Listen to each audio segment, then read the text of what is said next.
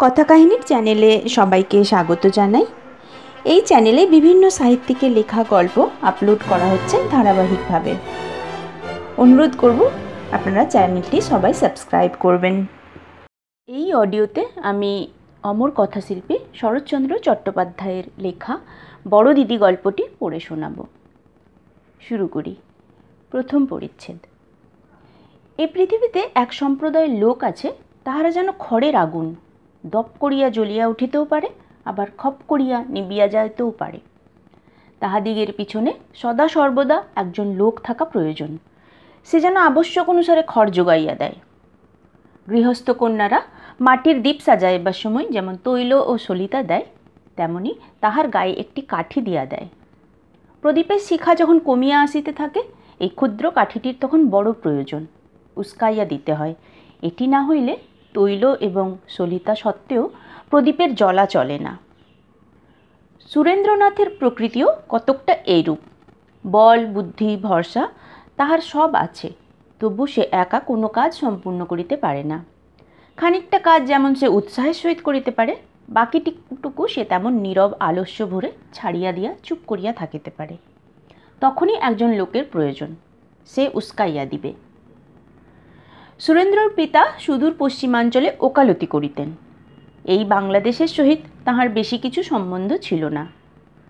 এইখানেই সুরেন্দ্র তাহার 20 বৎসর বয়সে MA পাস করে, কতকটা তাহার নিজের গুণে, কতকটা বিমাতার গুণে। এই বিমাতাটি এমন অধ্যবসায়ের সহিত তাহার পিছনে লাগিয়া থাকিতেন যে সে অনেক সময় বুঝিতে পারিত না যে তাহার নিজের স্বাধীন সত্তা কিছু আছে কি না। সুরেন্দ্র বলিয়া কোনো স্বতন্ত্র জীব এ জগতে বাস করে না, এই বিমাতার ইচ্ছাই একটি মানুষের আকার ধরিয়া কাজকর্ম, শোয়া বসা, পড়াশোনা, পাস প্রভৃতি সারিয়া লয়। এই বিমাতাটি নিজের সন্তানের প্রতি কতকটা উদাসীন হইলেও সুরেন্দ্রর হেফাজতে সীমা ছিল না। থুতু ফেলাটি পর্যন্ত তাহার দৃষ্টি অতিক্রম করিত না। এই কর্তব্যপরায়ণা স্ত্রীলোকটির শাসনে থাকিয়া সুরেন্দ্র নামে লেখাপড়া শিখিল, কিন্তু আত্মনির্ভরতা শিখিল না। নিজের উপর তাহার বিশ্বাস ছিল না। কোনো কর্মই যে তাহার দ্বারা সর্বাঙ্গ সুন্দর এবং সম্পূর্ণ হইতে পারে, ইহা সে বুঝিত না। কখন যে তাহার কি প্রয়োজন হইবে এবং কখন তাহাকে কি করিতে হইবে, সেজন্য সে সম্পূর্ণরূপে আরেকজনের উপর নির্ভর করিত। ঘুম পাইতেছে কি ক্ষুধা বোধ হইতেছে, অনেক সময় এটাও সে নিশ্চিত ঠাহর করিতে পারিত না। জ্ঞান হওয়া অবধি তাহাকে বিমাতার উপর ভর করিয়া এই ৫০ বর্ষ কাটাইতে হইয়াছে। সুতরাং বিমাতাকে তাহার জন্য অনেক কাজ করিতে হয়। ২৪ ঘন্টার মধ্যে ২২ ঘন্টা তিরস্কার, অনুযোগ, লাঞ্ছনা, তাড়না, মুখ বিকৃতি, এত বিভিন্ন পরীক্ষার বৎসর পূর্ব হইতেই তাহাকে সমস্ত রাত্রি সজাগ রাখিবার জন্য তাহার নিজের নিদ্রাসুখ বিসর্জন দিতে হইত। আহা, সপত্নীপুত্রের জন্য কে কবে এত করিয়া থাকে। পাড়া প্রতিবাসীরা এক মুখে রায়গৃহিণীর সুখ্যাতি না করিয়া উঠিতে পারে না। সুরেন্দ্রর উপর তাহার আন্তরিক যত্নের এতটুকু ত্রুটি ছিল না। তিরস্কার, লাঞ্ছনার পর মুহূর্তে যদি তাহার চোখ মুখ ছলছল করিত, রায়গৃহিণী সেটি জ্বরের পূর্ব লক্ষণ নিশ্চিত বুঝিয়া 3 দিনের জন্য তাহার সাগু ব্যবস্থা করিয়া দিতেন। মানসিক উন্নতি এবং শিক্ষাকল্পে তাহার আরও তীক্ষ্ণ দৃষ্টি ছিল। সুরেন্দ্রের অঙ্গে পরিষ্কার কিংবা আধুনিক রুচি অনুমোদিত বস্ত্রাদি দেখিলেই তাহার শখ ও বাবুয়ানা করিবার গুপ্ত ইচ্ছা তাহার চক্ষে স্পষ্ট ধরা পড়িয়া যাইত, এবং সেই মুহূর্তেই 2-3 সপ্তাহের জন্য সুরেন্দ্রের বস্ত্রাদি রজক ভবনে যাওয়া নিষিদ্ধ হইত। এমনিভাবে সুরেন্দ্রের দিন কাটিতেছিল। এমনই সস্নেহ সতর্কতার মাঝে তাহার কখনো কখনো মনে হইত এই জীবনটা বাঁচিবার মতো নহে। কখনো বা সে মনে মনে ভাবিত, বুঝি এমনি করিয়াই সকলের জীবনের প্রভাতটা অতিবাহিত হয়। কিন্তু এক একদিন আশপাশের লোকগুলা গায়ে পড়িয়া তাহার মাথায় বিভিন্ন ধারণা গুঁজিয়া দিয়া যাইত। একদিন তাহাই হইল। একজন বন্ধু তাহাকে পরামর্শ দিল যে তাহার মতো বুদ্ধিমান ছেলে বিলাত যাইতে পারিলে ভবিষ্যতে অনেক উন্নতির আশা আছে। স্বদেশে ফিরিয়া আসিয়া সে অনেকের উপকার করিতে পারে। কথাটা সুরেন্দ্রের মন্দ লাগিল না। বনের পাখির চেয়ে পিঞ্জরের পাখিটাই বেশি ছটপট করে। সুরেন্দ্র কল্পনার চক্ষে যেন একটু মুক্ত বায়ু, একটু স্বাধীনতার আলোক দেখিতে পাইতেছিল। তাই তাহার পরাধীন প্রাণটা উন্মত্তের মতো পিঞ্জরের চতুর্দিকে ছটপট করিয়া ঘুরিয়া বেড়াইতে লাগিল। সে পিতাকে আসিয়া নিবেদন করিল যে তাহার বিলাত যাইবার উপায় করিয়া দিতে হইবে। তাহাতে যে সকল উন্নতির আশা ছিল তাহাও সে কহিল। পিতা কহিলেন, ভাবিয়া দেখিব। কিন্তু গৃহিণীর ইচ্ছা একেবারে প্রতিকূল। তিনি পিতাপুত্রের মাঝখানে ঝড়ের মতো আসিয়া পড়িয়া এমনি অট্টহাসি হাসিলেন যে দুইজনেই স্তম্ভিত হইয়া গেল। গৃহিণী কহিলেন, তবে আমাকেও বিলাত পাঠাইয়া দাও, না হইলে সুরকে সামলাইবে কে? যে জানে না কখন কি খাইতে হয়, কখন কি পড়িতে হয়, তাকে একলা বিলাত পাঠাইতেছ? বাড়ির ঘোড়াটাকে সেখানে পাঠানো যা, আর ওকে পাঠানো তাই। ঘোড়া গরুতে বুঝিতে পারে যে তাহার ক্ষুধা পাইয়াছে কি ঘুম পাইয়াছে, তোমার সুরও তাও পারে না। তারপর আবার হাসি। হাস্যের আধিক্য দর্শনে রায়মহাশয় বিষম লজ্জিত হইয়া পড়িলেন। সুরেন্দ্রনাথও মনে করিল যে এরূপ অকাট্য যুক্তির বিপক্ষে কোনরূপ প্রতিবাদ করা যায় না। বিলাত যাইবার আশা সে ত্যাগ করিল। তাহার বন্ধু একথা শুনিয়া বিশেষ দুঃখিত হইল। কিন্তু বিলাত যাইবার আর কোনো উপায় আছে কিনা তাহাও সে বলিয়া দিতে পারিল না। কিন্তু অবশেষে কহিল যে এরূপ পরাধীনতার চেয়ে ভিক্ষা করিয়া খাওয়া শ্রেয়, এবং ইহাও নিশ্চয় যে এরূপ সম্মানের সহিত এমএ পাস করিতে পারে, উদরান্নের জন্য তাহাকে লালায়িত হইতে হয় না।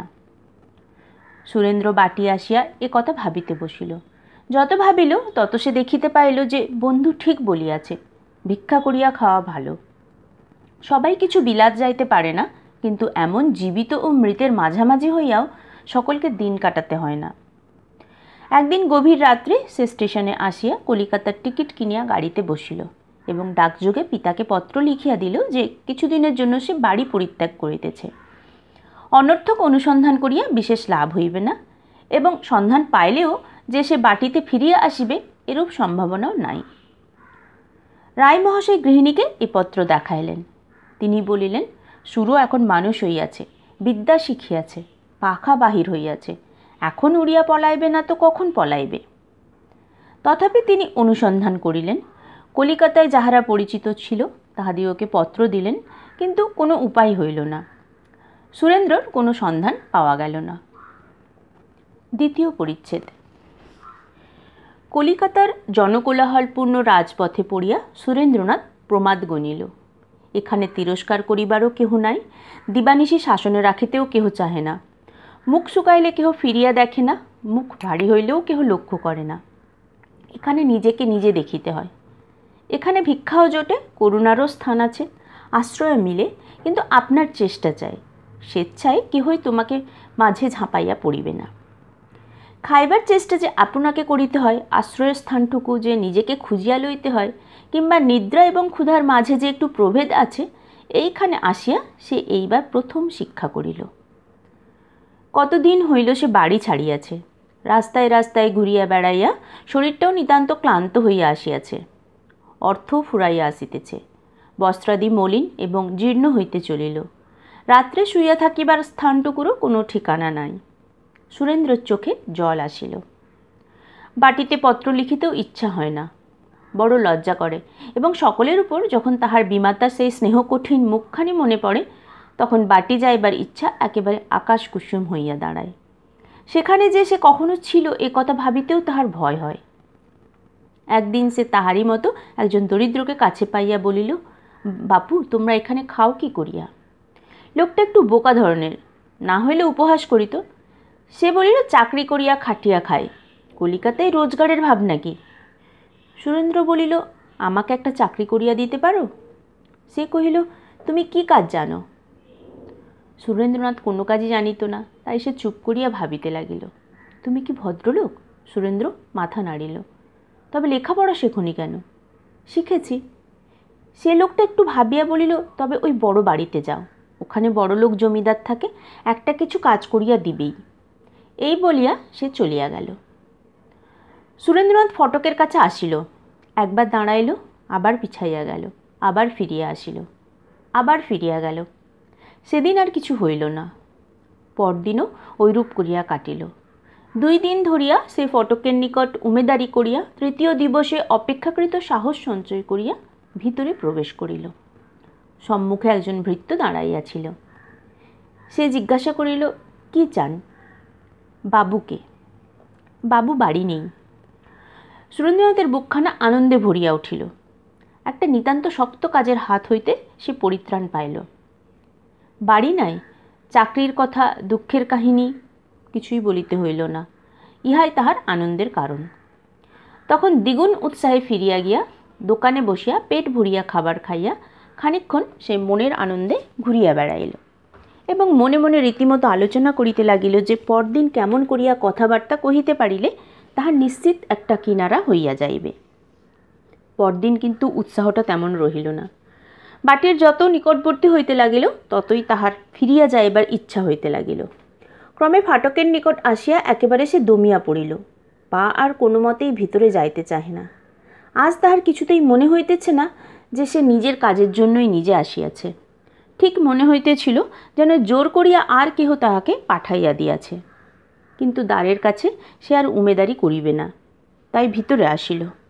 সেই ভৃত্যটার সহিত দেখা হইল। সে বলিল, বাবু বাড়ি আছেন, দেখা করবেন কি? হ্যাঁ, তবে চলুন। এটা আরও কঠিন। জমিদার বাবুর প্রকাণ্ড বাড়ি, রীতিমতো সাহেবী ধরনের সাজানো আসবাবপত্র, কক্ষের পর কক্ষ, মার্বেল প্রস্তরের সোপানাবলী, ঝাড়লণ্ঠন লাল কাপড়ে ঢাকা প্রতি কক্ষে শোভা পাইতেছে, ভিত্তি সংলগ্ন প্রকাণ্ড মুকুর, কত ছবি, কত ফটোগ্রাফ। এ সকল অপরের পক্ষে যাহাই হোক সুরেন্দ্রের নিকট নতুন নহে, কারণ তাহার পিতার বাটিও দরিদ্রের কুটির নহে। আর যাহাই হোক সে দরিদ্র পিতার আশ্রয়ে এত বড় হয় নাই। সুরেন্দ্র ভাবিতেছিল সেই লোকটির কথা, যাহার সহিত দেখা করিতে অনুনয় বিনয় করিতে যাইতেছে। তিনি কি প্রশ্ন করিবেন এবং সে কি উত্তর দিবে। কিন্তু এত ভাবিবার সময় নাই। কর্তা সম্মুখে বসিয়াছিলেন। সুরেন্দ্রনাথকে প্রশ্ন করিলেন, কি প্রয়োজন? আজ 3 দিন ধরিয়া সুরেন্দ্র এই কথাই ভাবিতেছিল, কিন্তু এখন সব ভুলিয়া গেল। বলিল, আমি ব্রজরাজ লাহিড়ী, পূর্ববঙ্গের জমিদার। মাথায় 2-4 গাছা চুলও পাকিয়াছে, বাতিকে নহে ঠিক বয়সেই পাকিয়াছিল। বড় লোক, অনেককে দেখিয়াছিলেন, তাই চট করিয়া সুরেন্দ্রনাথকে অনেকটা বুঝিয়া লইলেন।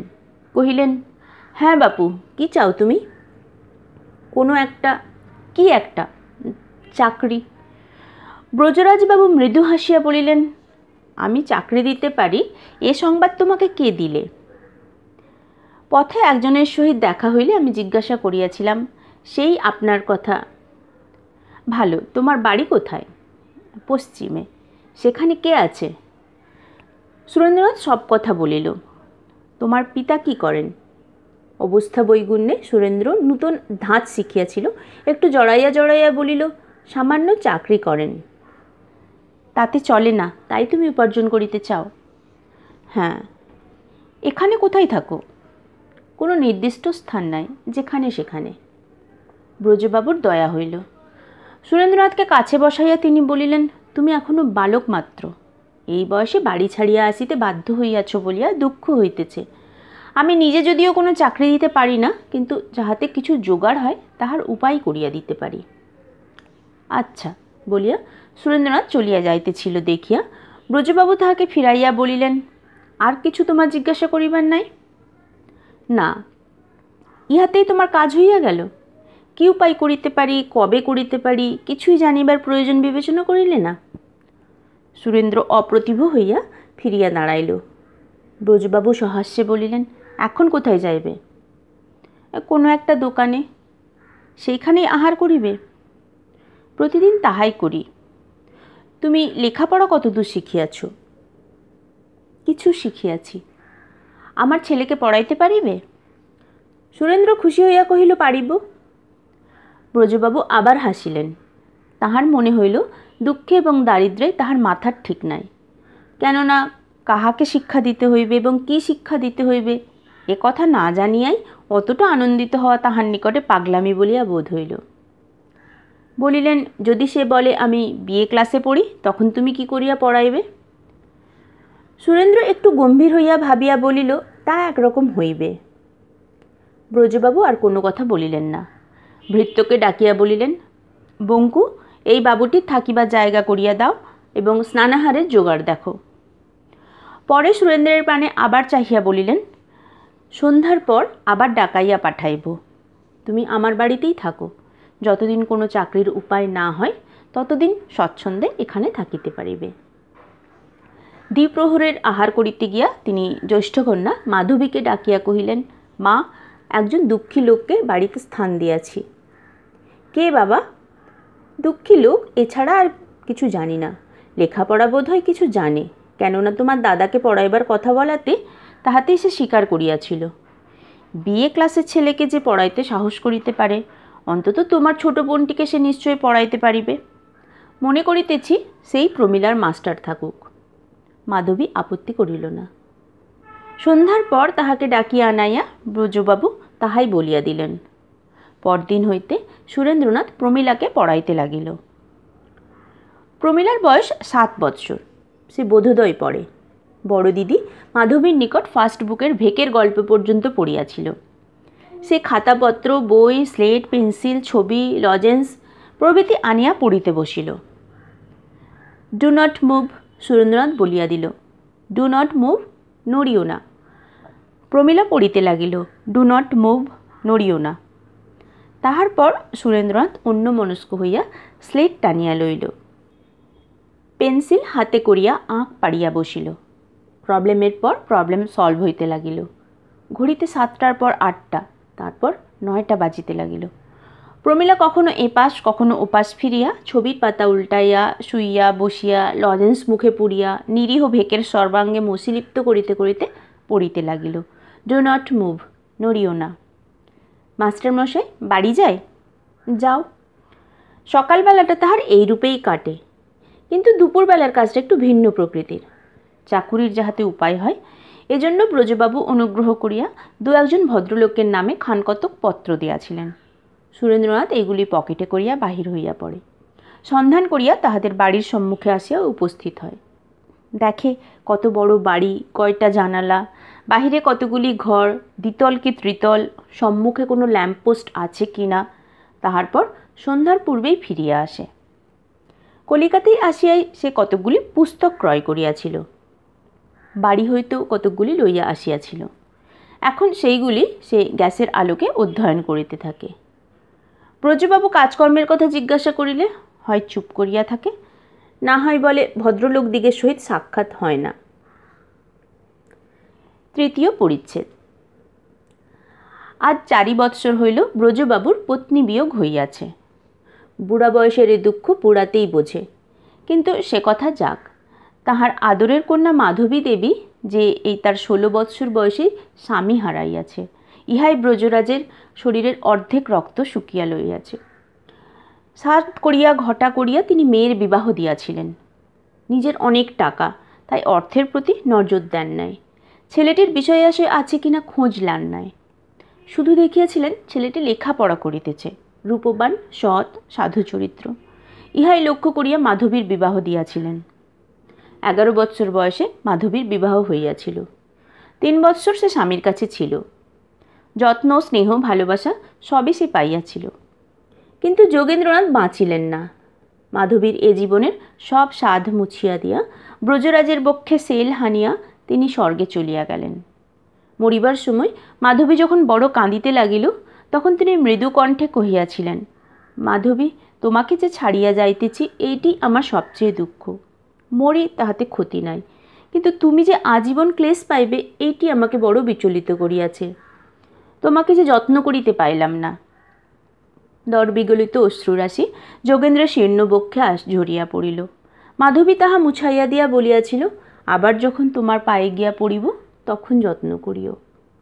যোগেন্দ্রনাথ বলিয়াছিলেন, মাধবী, যে জীবন তুমি আমার সুখের জন্য সমর্পণ করিতে, সেই জীবন সকলের সুখে সমর্পণ করিও। যার মুখ ক্লিষ্ট মলিন দেখিবে, তাহারই মুখ প্রফুল্ল করিতে চেষ্টা করিও। আর কি বলিব। মাধবী আবার উচ্ছ্বসিত অশ্রু ঝরিয়া পড়িল। মাধবী তাহা মুছাইয়া দিল। সৎপথে থাকিও, তোমার পুণ্যে আবার তোমাকে পাইব। সেই অবধি মাধবী একেবারে বদলাইয়া গিয়াছে। ক্রোধ, হিংসা, দেশ প্রভৃতি যাহা কিছু তাহার ছিল স্বামীর চিতাভস্যের সহিত, সবগুলি সে ইহজন্মের মতো গঙ্গার জলে ভাসাইয়া দিয়াছে। এ জীবনের কত স্বাদ, কত আকাঙ্ক্ষা, বিধবা হইলে কিছু সেসব যায় না। মাধবী তখন স্বামীর কথা ভাবে। তিনি যখন নাই, তখন আর কেন? কাহার জন্য পরের হিংসা করিব? কাহার জন্য আর পরের চোখে জল বহাইব। আর এ সকল হীন প্রবৃত্তি তাহার কোনো কালেই ছিল না। বড় লোকের মেয়ে, কোনো স্বাদ কোনো আকাঙ্ক্ষায় তাহার অতৃপ্ত ছিল না। হিংসার দেশ কোনোদিন শিখেও নাই। তাহার নিজের হৃদয়ে অনেক ফুল ফোটে। আগে সে ফুলে মালা গাঁথিয়া সে স্বামীর গলায় পরাইয়া দিত। এখন স্বামী নাই, তাই বলিয়া ফুল গাছটি সে কাটিয়া ফেলে নাই। এখনও তাহাতে তেমনই ফুল ফোটে, ভূমে লুটাইয়া পড়ে। এখন সে আর মালা গাঁথিতে যায় না সত্য, গুচ্ছ করিয়া অঞ্জলি ভরিয়া দিন দুঃখীকে তাহা বিলাইয়া দেয়। যাহার নাই তাহাকেই দেয়, এতটুকু কার্পণ্য নাই, এতটুকু মুখ ভারী করা নাই। ব্রজবাবুর গৃহিণী যেদিন পরলোক গমন করেন, সেই দিন হইতে এ সংসারে আর শৃঙ্খলা ছিল না। সবাই আপনাকে লইয়া ব্যস্ত থাকিত, কেহ কাহাকেও দেখিত না, কেহ কাহারও পানে চাহিত না। সকলেরই এক একজন ভৃত্য মোতায়েন ছিল। তাহারা আপন আপন প্রভুর কাজ করিত। রন্ধনশালায় পাচক রন্ধন করিত। বৃহৎ অন্নসত্রের মতো লোকে পাত পাড়িয়া বসিয়া খাইত। কেহ খাইতে পাইত, কেহ পাইত না, সে দুঃখ কেহ চাহিয়াও দেখিত না। কিন্তু যেদিন হইতে মাধবী তার ভাদ্র মাসের ভরা গঙ্গার মতো রূপ, স্নেহ, মমতা লইয়া পিতৃভবনে ফিরিয়া আসিল, সেই দিন হইতে যেন সমস্ত সংসারে নবীন বসন্ত ফিরিয়া আসিয়াছে। এখন সবাই কহে বড় দিদি, সবাই বলে মাধবী। বাড়ির পোষা কুকুরটা পর্যন্ত দিনান্তে একবার বড় দিদিকে দেখিতে চাহে। এত লোকের মধ্যে সেও যেন একজনকে স্নেহময়ী সর্বময়ী বলিয়া বাছিয়া রাখিয়াছে। বাড়ির প্রভু হইতে সরকার, গোমস্তা, দাস দাসী সবাই ভাবে বড় দিদির কথা, সবাই তাহার উপর নির্ভর করে। সকলেরই মনে মনে একটা ধারণা যে যে কারণেই হোক এই বড় দিদিটির উপর তাহার একটু বিশেষ দাবি আছে। স্বর্গের কল্পতরু কখনো দেখি নাই, দেখিব কি না তাহাও জানি না, সুতরাং তাহার কথা বলিতেও পারিলাম না। কিন্তু এই ব্রজবাবুর সংসারবর্তী লোকগুলো একটি কল্পতরু পাইয়াছিল, তলায় গিয়া হাত পাতিত আর হাসি মুখে ফিরিয়া আসিত। এরূপ পরিবারের মধ্যে সুরেন্দ্রনাথ একটা নূতন ধরনের জীবন অতিবাহিত করিবার উপায় দেখিতে পাইল। সকলে যখন একজনেরই উপর সমস্ত ভার রাখিয়াছে, তখন সেও তাহাদের মতোই করিতে লাগিল। কিন্তু অপরের অপেক্ষা তাহার ধারণা একটু ভিন্ন প্রকারের। সে ভাবিত বড় দিদি বলিয়া একটি জীবন্ত পদার্থ বাটির মধ্যে থাকে, সকলকে দেখে, সব আবদার সহ্য করে, যাহার যাহা প্রয়োজন তাহা তাহারই নিকট পাওয়া যায়। কলিকাতায় রাজপথে ঘুরিয়া নিজের জন্য নিজে ভাবিবার প্রয়োজনটা সে কতক বুঝিয়াছিল, কিন্তু এখানে আসিয়া অবধি সে একেবারেই ভুলিয়া গেল যে আপনার জন্য তাহাকে বিগত জীবনে কোনো একটি দিনও ভাবিতে হইয়াছিল বা পরে ভাবিতে হইবে। জামা কাপড়, জুতা, ছাতি, ছড়ি, যাহা কিছু প্রয়োজন সমস্তই তাহার কক্ষে প্রচুর আছে। রুমালটি পর্যন্ত তাহার জন্য সযত্নে কে যেন সাজাইয়া রাখিয়া গিয়াছে। প্রথমে কৌতূহল হইত, সে জিজ্ঞাসা করিত এসব কোথা হইতে আসিল। উত্তর পাইত বড় দিদি পাঠাইয়া দিয়াছেন। জলখাবারের থালাটি পর্যন্ত দেখিলে সে আজকাল বুঝিতে পারে ইহাতে বড় দিদির সযত্ন স্পর্শ ঘটিয়াছে। অঙ্ক কষিতে বসিয়া একদিন তাহার কম্পাসের কথা মনে পড়িল। প্রমীলাকে কহিল, প্রমীলা, বড় দিদির কাছ থেকে কম্পাস নিয়ে এসো। কম্পাস লইয়া বড় দিদিকে কাজ করিতে হয় না, ইহা তাহার নিকট ছিল না, কিন্তু বাজারে তখনই সে লোক পাঠাইয়া দিল। সন্ধ্যার সময় বেড়াইয়া আসিয়া সুরেন্দ্রনাথ দেখিল তাহার টেবিলের উপর প্রার্থিত বস্তু পড়িয়া রহিয়াছে। পরদিন সকালে প্রমীলা কহিল, মাস্টারমশাই, কাল দিদি ওইটে পাঠিয়ে দিয়েছেন। তাহার পর মধ্যে মধ্যে সে এমন একাত্রা জিনিস চাহিয়া বসিত যে মাধবী সেজন্য বিপদে পড়িয়া যাইত। অনেক অনুসন্ধান করিয়া তবে প্রার্থনা পূর্ণ করিতে হইত, কিন্তু কখনো সে বলে নাই দিতে পারিব না। কিংবা কখনো সে হঠাৎ হয়তো প্রমীলাকে কহিল, বড় দিদির নিকট হইতে 5খানা পুরাতন কাপড় লইয়া এসো, ভিখারিদের দিতে হইবে। নূতন পুরাতন বাছিবার অবসর মাধবীর সবসময় থাকিত না। সে আপনার 5খানা কাপড় পাঠাইয়া দিয়া উপরের গবাক্ষ হইতে দেখিত 4-5 জন দুঃখী লোক কলরব করিতে করিতে ফিরিয়া যাইতেছে, তাহারাই বস্ত্র লাভ করিয়াছে। সুরেন্দ্রনাথের এই ছোটোখাটো আবেদন অত্যাচার নিত্যই মাধবীকে সহ্য করিতে হইত। ক্রমশ এ সকল এরূপ অভ্যাস হইয়া গেল যে মাধবীর আর মনে হইত না একটা নূতন জীব তাহার সংসারে আসিয়া দৈনন্দিন কার্যকলাপের মাঝখানটিতে নূতন রকমের ছোটোখাটো উপদ্রব তুলিয়াছে। শুধু তাহাই নহে, এই নূতন জীবটির জন্য মাধবীকে আজকাল খুবই সতর্ক থাকিতে হয়, বড় বেশি খোঁজ লইতে হয়। সে যদি সব জিনিস চাহিয়া লইত তাহা হইলেও মাধবীর অর্ধেক পরিশ্রম কমিয়া যাইত। সে যে নিজের কোনো জিনিসই চাহে না, এইটিই বড় ভাবনার কথা। প্রথমে সে জানিতে পারে নাই যে সুরেন্দ্রনাথ নিতান্ত অন্যমনস্ক প্রকৃতির লোক। প্রাতঃকালে চা ঠান্ডা হইয়া যায়, সে হয়তো খায় না। জলখাবার হয়তো স্পর্শ করিতেও তাহার মনে থাকে না, হয়তো বা কুকুরের মুখে তুলিয়া দিয়া সে চলিয়া যায়। খাইতে বসিয়া অন্ন ব্যঞ্জনে সে কোনো সম্মানই রাখে না, পাশে ঠেলিয়া নিচে ফেলিয়া সরাইয়া রাখিয়া যায়, যেন কোনো দ্রব্যই তাহার মনে ধরে না। ভৃত্যরা আসিয়া কহে, মাস্টারবাবু পাগলা, কিছু দেখে না, কিছু জানে না, বই নিয়েই বসে আছে। ব্রজবাবু মধ্যে মধ্যে জিজ্ঞাসা করেন, চাকরির কোনোরূপ সুবিধা হইতেছে কি না। সুরেন্দ্র সে কথার ভাষা ভাষা উত্তর দেয়। মাধবী পিতার নিকট সেসব শুনিতে পায়। সেই কেবল বুঝিতে পারে যে চাকরির জন্য মাস্টারবাবুর এক তিল উদ্যোগ নাই, ইচ্ছাও নাই। যাহা আপাতত হইয়াছে তাহাতেই সে পরম সন্তুষ্ট। বেলা 10টা বাজিলেই বড় দিদির নিকট হইতে স্নানাহারের তাগিদ আসে। ভালো করিয়া আহার না করিলে বড় দিদির হইয়া প্রমীলা অনুযোগ করিয়া যায়। অধিক রাত্রি পর্যন্ত বই লইয়া বসিয়া থাকিলে ভৃত্যেরা গ্যাসের চাবি বন্ধ করিয়া দেয়। বারণ করিলে শুনে না, বড় দিদির হুকুম। একদিন মাধবী পিতার কাছে হাসিয়া বলিল, বাবা, প্রমীলা যেমন তার মাস্টারও ঠিক তেমনি। কেন মা? দুজনেই ছেলে মানুষ। প্রমীলা যেমন বোঝে না তার কখন কি দরকার, কখন কি খাইতে হয়, কখন শুইতে হয়, কখন কি করা উচিত, তার মাস্টারও সেই রকম, নিজের কিছুই বোঝে না, অথচ অসময়ে এমনি জিনিস চাহিয়া বসে যে জ্ঞান হইলে তাহা আর কেহ চায় না। ব্রজবাবু বুঝিতে পারিলেন না, মুখ পানে চাহিয়া রহিলেন। মাধবী হাসিয়া বলিল, তোমার মেয়েটি বোঝে কখন তার কি দরকার। তা বোঝে না, অথচ অসময়ে উৎপাত করে তো। তা করে, মাস্টারবাবু তাই করে।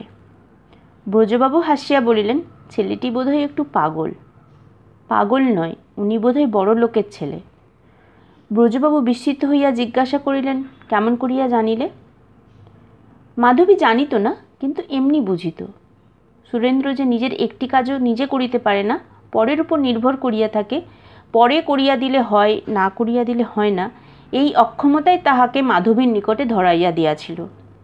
তাহার মনে হইত এটা তাহার পূর্বের অভ্যাস। বিশেষ এই নূতন ধরনের আহার প্রণালীটা মাধবীকে আরও চমৎকৃত করিয়া দিয়াছে। কোনো খাদ্যদ্রব্যই যে তাহার মনোযোগ আকর্ষণ করিতে পারে না, কিছুই সে তৃপ্তিপূর্বক আহার করে না, কোনোটির উপরই স্পৃহা নাই। এই বৃদ্ধের মতো বৈরাগ্য, অথচ বালকের ন্যায় সরলতা, পাগলের মতো উপেক্ষা, খাইতে দিলে খায়, না দিলে খায় না, এ সকল তাহার নিকট বড় রহস্যময় বোধ হইত। একটা অজ্ঞাত করুণাচক্ষু সেই জন্য এই অজ্ঞাত মাস্টারবাবুর উপর পড়িয়াছিল। সে যে লজ্জা করিয়া চাহে না তাহা নহে, তাহার প্রয়োজন হয় না তাই সে চাহে না। যখন প্রয়োজন হয় তখন কিন্তু আর সময় অসময় থাকে না, একেবারে বড় দিদির নিকট আবেদন আসিয়া উপস্থিত হয়। মাধবী মুখ টিপিয়া হাসে, মনে হয় এ লোকটি নিতান্ত বালকের মতো সরল। চতুর্থ পরিচ্ছেদ। মনোরমা মাধবীর বাল্যকালের সখী। তাহাকে বহুদিন পত্র লেখা হয় নাই। উত্তর না পাইয়া সে বিষম চটিয়া গিয়াছিল। আজ দ্বিপ্রহরের পর একটু সময় করিয়া মাধবী তাহাকে পত্র লিখিতে বসিয়াছিল। এমন সময় প্রমীলা আসিয়া ডাকিল, বড় দিদি। মাধবী মুখ তুলিয়া কহিল, কি? মাস্টারমশায়ের চশমা কোথায় হারিয়ে গেছে, একটা চশমা দাও। মাধবী হাসিয়া ফেলিল, তোমার মাস্টারমশাইকে বলো গে আমি কি চশমার দোকান করি? প্রমীলা ছুটিয়া যাইতেছিল। মাধবী তাহাকে ডাকিয়া ফিরাইল, কোথায় যাচ্ছিস? বলতে, তার চেয়ে সরকার মশাইকে ডেকে নিয়ে আয়। প্রমীলা সরকার মশাইকে ডাকিয়া আনিলে মাধবী বলিয়া দিল, মাস্টারবাবু চশমা হারিয়েছেন, ভালো দেখে একটা কিনে দাও গে। সরকার চলিয়া গেলে সে মনোরমাকে পত্র লিখিল। শেষে লিখিয়া দিল, প্রমীলার জন্য বাবা একজন শিক্ষক নিযুক্ত করিয়াছেন।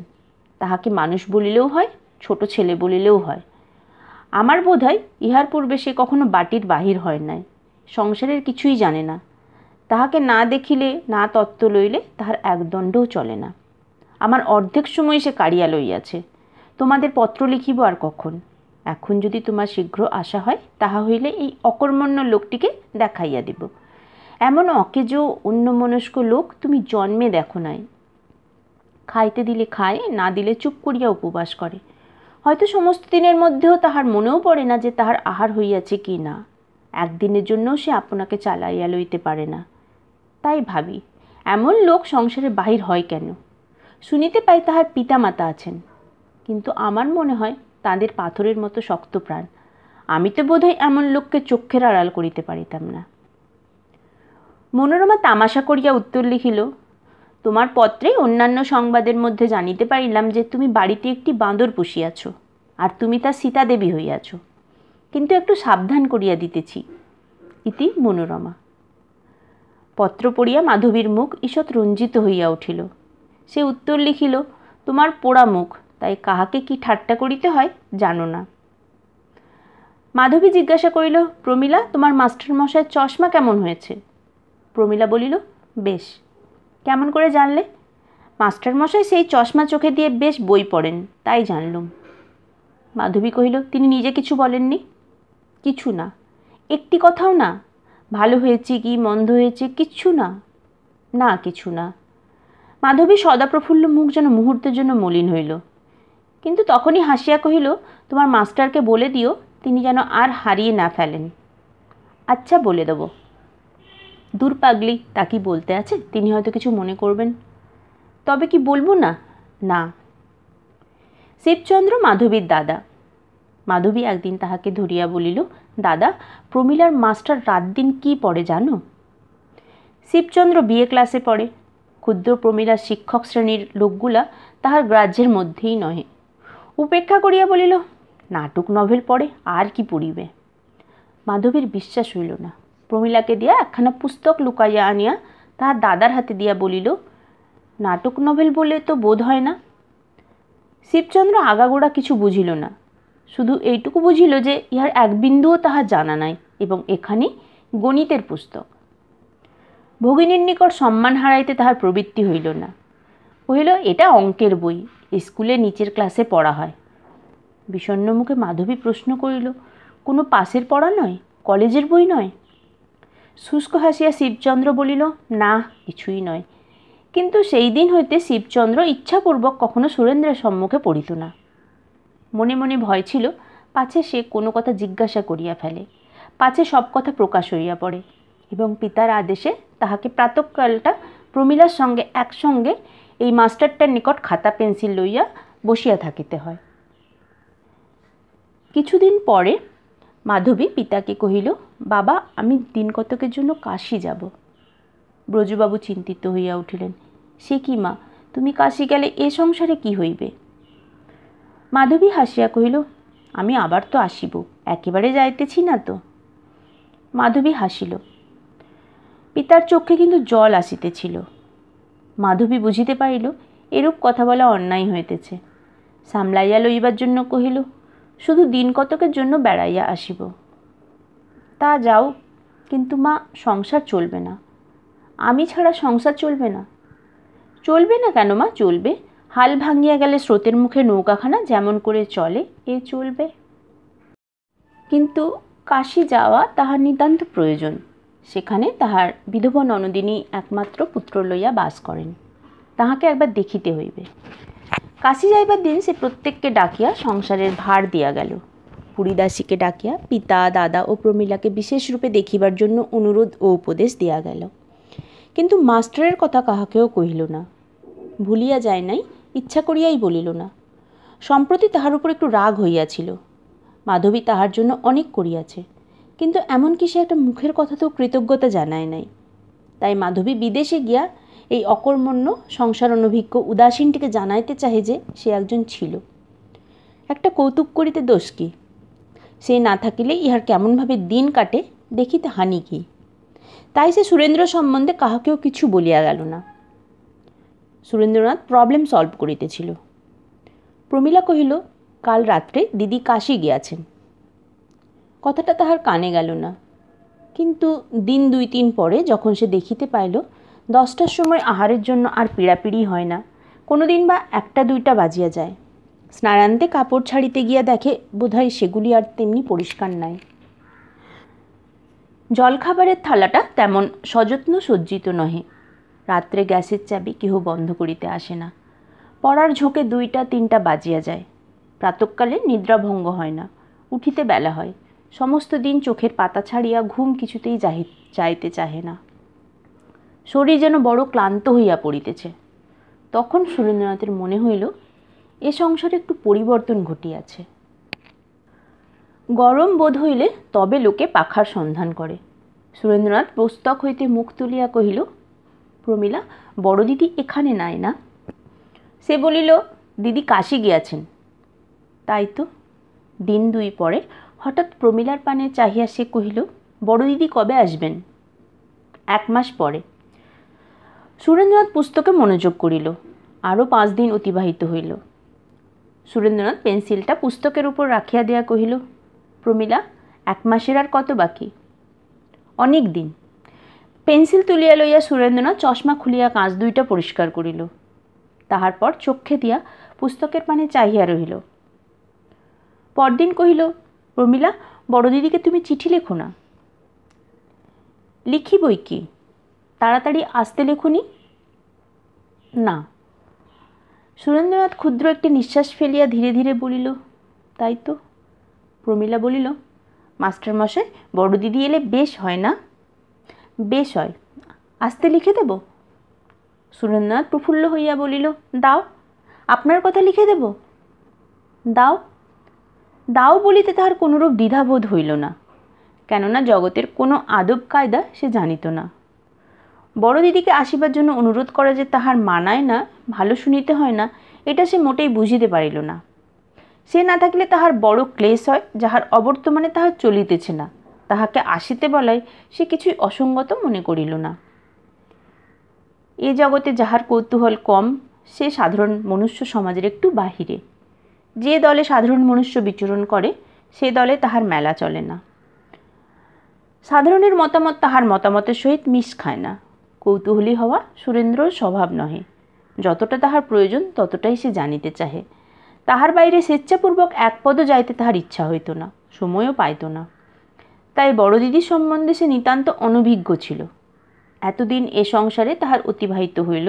এই 3 মাস ধরিয়া সে বড় দিদির উপর ভর দিয়া পরম আরামে কাটাইয়া দিয়াছে, কিন্তু কখনো জিজ্ঞাসা করে নাই এই জীবটি কেমন, কত বড়, কত বয়স, কেমন দেখিতে, কত গুণ, কিছুই সে জানিত না।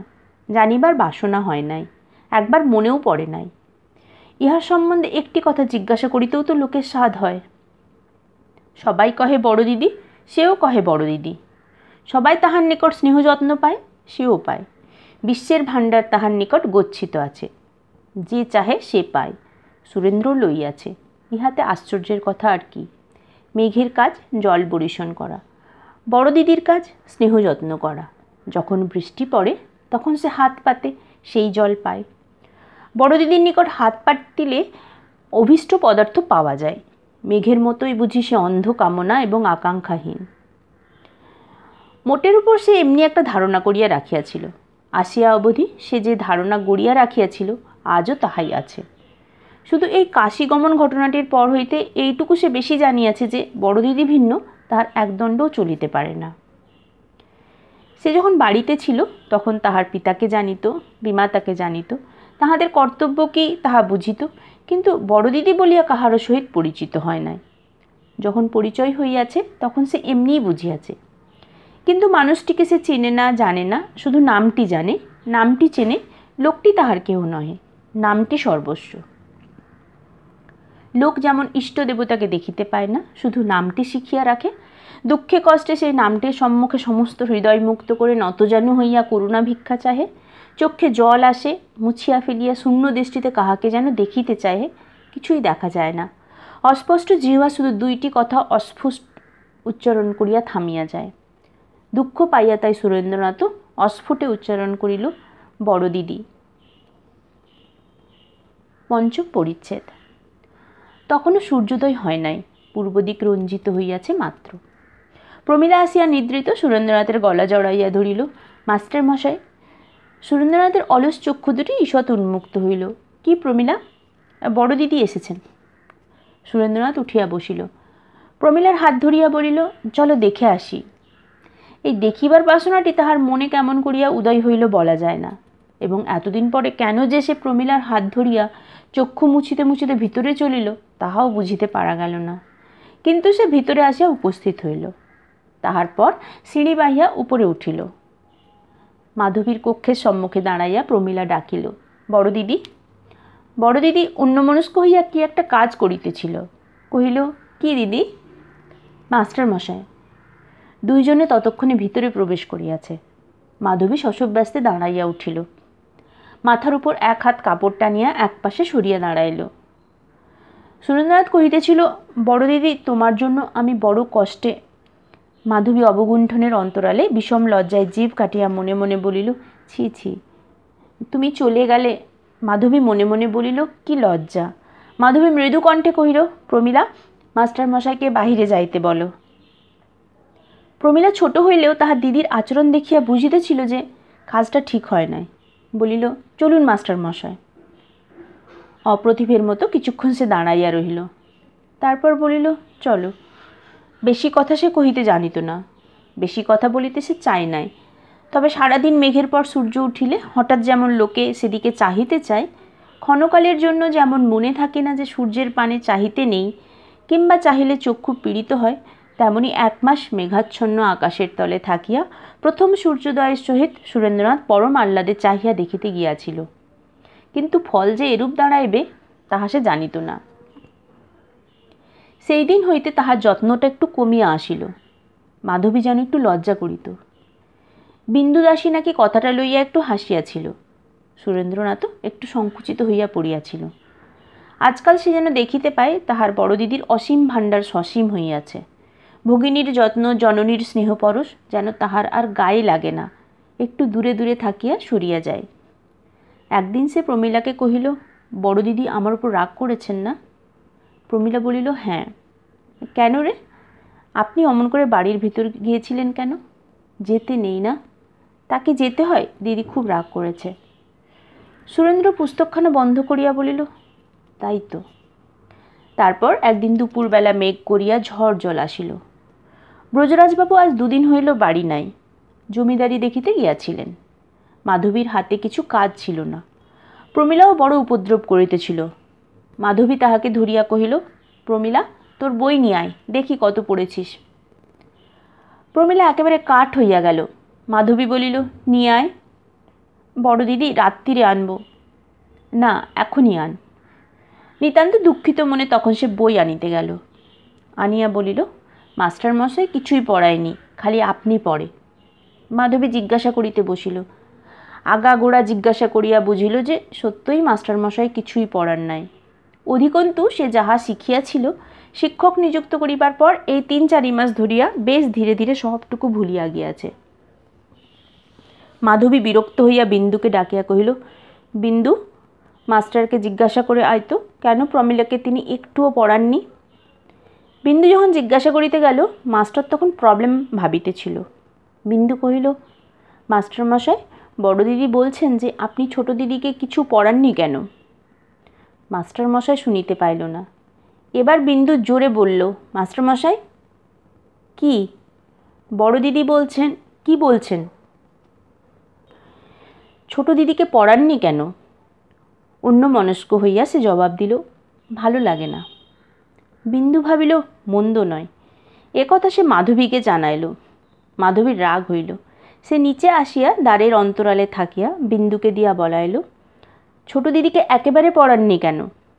কথাটা বার 2-3 জিজ্ঞাসা করিবার পরে সুরেন্দ্রনাথ কহিল, আমি পারব না। মাধবী ভাবিল, এ কেমন কথা? বিন্দু বলিল, তবে আপনি কি জন্য আছেন? না থাকলে কোথা যাব? তবে পড়ান না কেন? সুরেন্দ্রনাথের এবার চৈতন্য হইল। ফিরিয়া বসিয়া কহিল, কি বলছো? বিন্দু এতক্ষণ ধরিয়া কি কহিতেছিল তাহাই আবার আবৃত্তি করল। সুরেন্দ্রনাথ তখন কহিল, সে তো রোজ পড়ে। পড়ে, কিন্তু আপনি দেখেন কি? না, আমার সময় হয় না। তবে এ বাড়িতে কেন আছেন? সুরেন্দ্র চুপ করিয়া তাহা ভাবিতে লাগিল। আপনি আর পড়াতে পারবেন না। না, আমার পড়াতে ভালো লাগে না। মাধবী ভিতর হইতে কহিল, জিজ্ঞাসা কর বিন্দু, কেন এতদিন তবে মিছা কথা বলে আসছেন? বিন্দু তাহাই কহিল। শুনিয়া সুরেন্দ্রের প্রবলেমের জাল একেবারে ছিন্ন হইয়া গেল। একটু দুঃখিত হইল। একটু ভাবিয়া বলিল, তাই তো, বড় ভুল হয়েছে। এই 4 মাস ধরে ক্রমাগত ভুল। হ্যাঁ, তাই তো হয়েছে দেখছি। তা কথাটা আমার তো মনে ছিল না। পরদিন প্রমীলা পড়িতে আসিল না। সুরেন্দ্ররও তত মনে হইল না। তারপর দিনও আসিল না। সেদিনও অমনি গেল। তৃতীয় দিবস প্রমীলাকে না দেখিতে পাইয়া সুরেন্দ্রনাথ একজন ভৃত্যকে কহিল, প্রমীলাকে ডেকে আনো। ভৃত্য ভিতর হইতে বাহিরে আসিয়া কহিল, ছোট দিদি আর আপনার কাছে পড়বেন না। কার কাছে তবে পড়বে? ভৃত্য বুদ্ধি খরচ করিয়া বলিল, অন্য মাস্টার আসবে। বেলা তখন 9টা বাজিয়াছিল। সুরেন্দ্রনাথ কিছুক্ষণ ভাবিয়া চিন্তিয়া 2-3খানা বই বগলে চাপিয়া উঠিয়া দাঁড়াইল। চশমাটা খাপে পুরিয়া টেবিলের উপর রাখিয়া দিল। তারপর ধীরে ধীরে চলিয়া গেল। ভৃত্য কহিল, মাস্টারবাবু এ সময় কোথায় যাচ্ছেন? বড় দিদিকে বলে দিও আমি যাচ্ছি। আর আসবেন না? সুরেন্দ্রনাথ এ কথা শুনিতে পাইল না। বিনা উত্তরে ফটকের বাহিরে আসিয়া পড়িল। বেলা 2টা বাজিয়া গেল। তথাপি সুরেন্দ্র ফিরিল না। ভৃত্য তখন মাধবীকে সংবাদ দিল যে মাস্টার মহাশয় চলিয়া গিয়াছেন। কোথায় গেছেন তা জানি না, বেলা 9টার সময় চলে যান। যাবার সময় আমায় বলে যান যে বড় দিদিকে বলো আমি চলে যাচ্ছি। সে কি রে, না খেয়ে চলে গেলেন? মাধবী উদ্বিগ্ন হইল। তারপর সে নিজে সুরেন্দ্রনাথের কক্ষে আসিয়া দেখিল সব জিনিসপত্রই তেমনি আছে। টেবিলে চশমাটি খাপ মোড়া আছে, শুধু বই কয়খানি নেই। সন্ধ্যা হইল, রাত্রি হইল, সুরেন্দ্রনাথ আসিল না। পরদিন মাধবী 2জন ভৃত্যকে ডাকিয়া কহিয়া দিল, তোমরা অনুসন্ধান করিয়া ফিরাইয়া আনিলে 10 টাকা পুরস্কার পাইবে। পুরস্কারের লোভে তাহারা ছুটিল, কিন্তু সন্ধ্যার সময় ফিরিয়া আসিয়া কহিল যে কোনো সন্ধান পাওয়া গেল না। প্রমীলা কাঁদিয়া কহিল, বড় দিদি তিনি চলে গেলেন কেন? মাধবী তাহাকে সরাইয়া দিয়া কহিল, বাইরে যা, কাঁদিস নে। 2 দিন 3 দিন করিয়া যত দিন যাইতে লাগিল মাধবী তত অধিক উদ্বিগ্ন হইয়া পড়িল। বিন্দু কহিল, বড় দিদি তা এত খোঁজাখুঁজি কেন? কলকাতা শহরে আর কি মাস্টার পাওয়া যায় না? মাধবী ক্রুদ্ধ হইয়া বলিল, তুই দূর হ। একটা মানুষ একটি পয়সা হাতে না নিয়ে চলে গেল, আর তুই বলিস খোঁজাখুঁজি কেন? তার কাছে একটিও পয়সা নেই, তা কি করে জানলে? তা আমি জানি, কিন্তু তোর অত কথায় কাজ কি? বিন্দু চুপ করিয়া গেল। ক্রমে যখন 7 দিন কাটিয়া গেল অথচ কেহ ফিরিয়া আসিল না, তখন মাধবী একরূপ অন্নজল ত্যাগ করিল। তাহার মনে হইত সুরেন্দ্রনাথ অনাহারে আছে। সে বাড়ির জিনিস চাহিয়া খাইতে পারে না, পরের কাছে কি সে চাহিতে পারে? তাহার দৃঢ় ধারণা সুরেন্দ্রনাথের কিনিয়া খাইবার পয়সা নাই, ভিক্ষা করিবার সামর্থ্য নাই। ছোট ছেলের মতো অসহায় অবস্থায় হয়তোবা কোনো ফুটপাথে বসিয়া কাঁদিতেছে, না হয় কোনো গাছের তলায় বই মাথায় দিয়া দিব্যি ঘুমাইয়া আছে। ব্রজরাজবাবু ফিরিয়া আসিয়া সব কথা শুনিয়া মাধবীকে কহিলেন, কাজটা ভালো হয়নি মা। মাধবী কষ্টে অশ্রু সংবরণ করিল। এদিকে সুরেন্দ্রনাথ পথে পথে ঘুরিয়া বেড়াইত। 3 দিন অনাহারে কাটিল। কলের জলে পয়সা লাগে না, তাই ক্ষুধা পাইলে পেট ভরিয়া জল খাইত। একদিন রাত্রে অবসন্ন শরীরে সে কালীঘাটে যাইতেছিল। কোথায় নাকি শুনিয়াছিল সেখানে খাইতে পাওয়া যায়। অন্ধকার রাত্রি, তাহাতে আবার মেঘ করিয়াছিল। চৌরঙ্গীর মোড়ে একখানা গাড়ি তাহার উপর আসিয়া পড়িল। গাড়োয়ান কোনরূপ অশ্বের বেগ সংবরণ করিতে পারিয়াছিল। সুরেন্দ্র প্রাণে মরিল না বটে, কিন্তু বক্ষে ও পার্শ্বে প্রচণ্ড আঘাত পাইয়া অজ্ঞান হইয়া পড়িয়া গেল। পুলিশ আসিয়া গাড়ি করিয়া হাসপাতালে লইয়া গেল। 4-5 দিন অজ্ঞান অবস্থায় অতীত হইবার পর রাত্রে চক্ষু চাহিয়া কহিল, বড় দিদি। কলেজের একজন ছাত্র, সে রাত্রে ডিউটিতে ছিল, শুনিতে পাইয়া কাছে আসিয়া দাঁড়াইল। সুরেন্দ্র কহিল, বড় দিদি এসেছেন? কাল সকালে আসবেন। পরদিন সুরেন্দ্রর বেশ জ্ঞান হইল, কিন্তু বড় দিদির কথা কহিল না। প্রবল জ্বরে সমস্ত দিন ছটপট করিয়া সন্ধ্যার সময় একজনকে জিজ্ঞাসা করিল, আমি হাসপাতালে আছি? হ্যাঁ। কেন? আপনি গাড়ি চাপা পড়েছিলেন। বাঁচার আশা আছে? নিশ্চয়। পরদিন সেই ছাত্রটি কাছে আসিয়া জিজ্ঞাসা করিল, আপনার আত্মীয় কেহ আছেন এখানে? কেহ না। তবে সে রাত্রে বড় দিদি বলে ডাকছিলেন কাকে? তিনি কি এখানে আছেন? আছেন, কিন্তু তিনি আসতে পারবেন না। আমার পিতাকে সংবাদ দিতে পারেন? পারি। সুরেন্দ্রনাথ পিতার ঠিকানা বলিয়া দিল। সেই ছাত্রটি সেদিন পত্র লিখিয়া দিল। তাহার পর বড় দিদির সন্ধান লইবার জন্য জিজ্ঞাসা করিল, এখানে স্ত্রীলোক ইচ্ছা করিলে আসিতে পারেন, আমরা সে বন্দোবস্ত করিতে পারি। আপনার জ্যেষ্ঠ ভগিনীর ঠিকানা জানতে পারলে তাকেও সংবাদ দিতে পারি। সুরেন্দ্রনাথ কিছুক্ষণ চিন্তা করিয়া ব্রজরাজবাবুর ঠিকানা কহিয়া দিল। আমার বাসা ব্রজরাজবাবুর বাড়ির নিকটেই। আজ তাকে আপনার অবস্থা জানাবো, যদি ইচ্ছে করেন তিনি দেখতে আসতে পারেন। সুরেন্দ্র কথা কহিল না, মনে মনে বুঝিল বড় দিদির আশা অসম্ভব। ছাত্রটি কিন্তু দয়াপরবশ হইয়া ব্রজবাবুকে সংবাদ দিল। ব্রজবাবু চমকিত হইলেন। বাঁচবে তো? সম্পূর্ণ আশা আছে। বাড়ির ভিতরে গিয়া কন্যাকে কহিলেন, মাধবী, যা ভাবছিলাম তাই হয়েছে। সুরেন গাড়ি চাপা পড়ে হাসপাতালে আছে। মাধবীর সমস্ত অঙ্গ প্রত্যঙ্গ শিহরিয়া উঠিল। তোমার নাম করে নাকি বড় দিদি বলে ডাকছিল, তুমি দেখতে যাবে? এই সময় পার্সের কক্ষে প্রমীলা ঝনঝন করিয়া কিসব ফেলিয়া দিল। মাধবী সেই দিকে ছুটিয়া গেল। অনেকক্ষণ পরে ফিরিয়া আসিয়া কহিল, তুমি দেখে এসো, আমি যেতে পারবো না। ব্রজবাবু দুঃখিতভাবে ঈষৎ হাসিয়া বলিলেন, সে বনের পশু, তার উপরে কি রাগ করে? মাধবী কথা কহিল না। তবে ব্রজবাবু একাকে সুরেন্দ্রকে দেখিতে আসিলেন। দেখিয়া বড় দুঃখ হইল।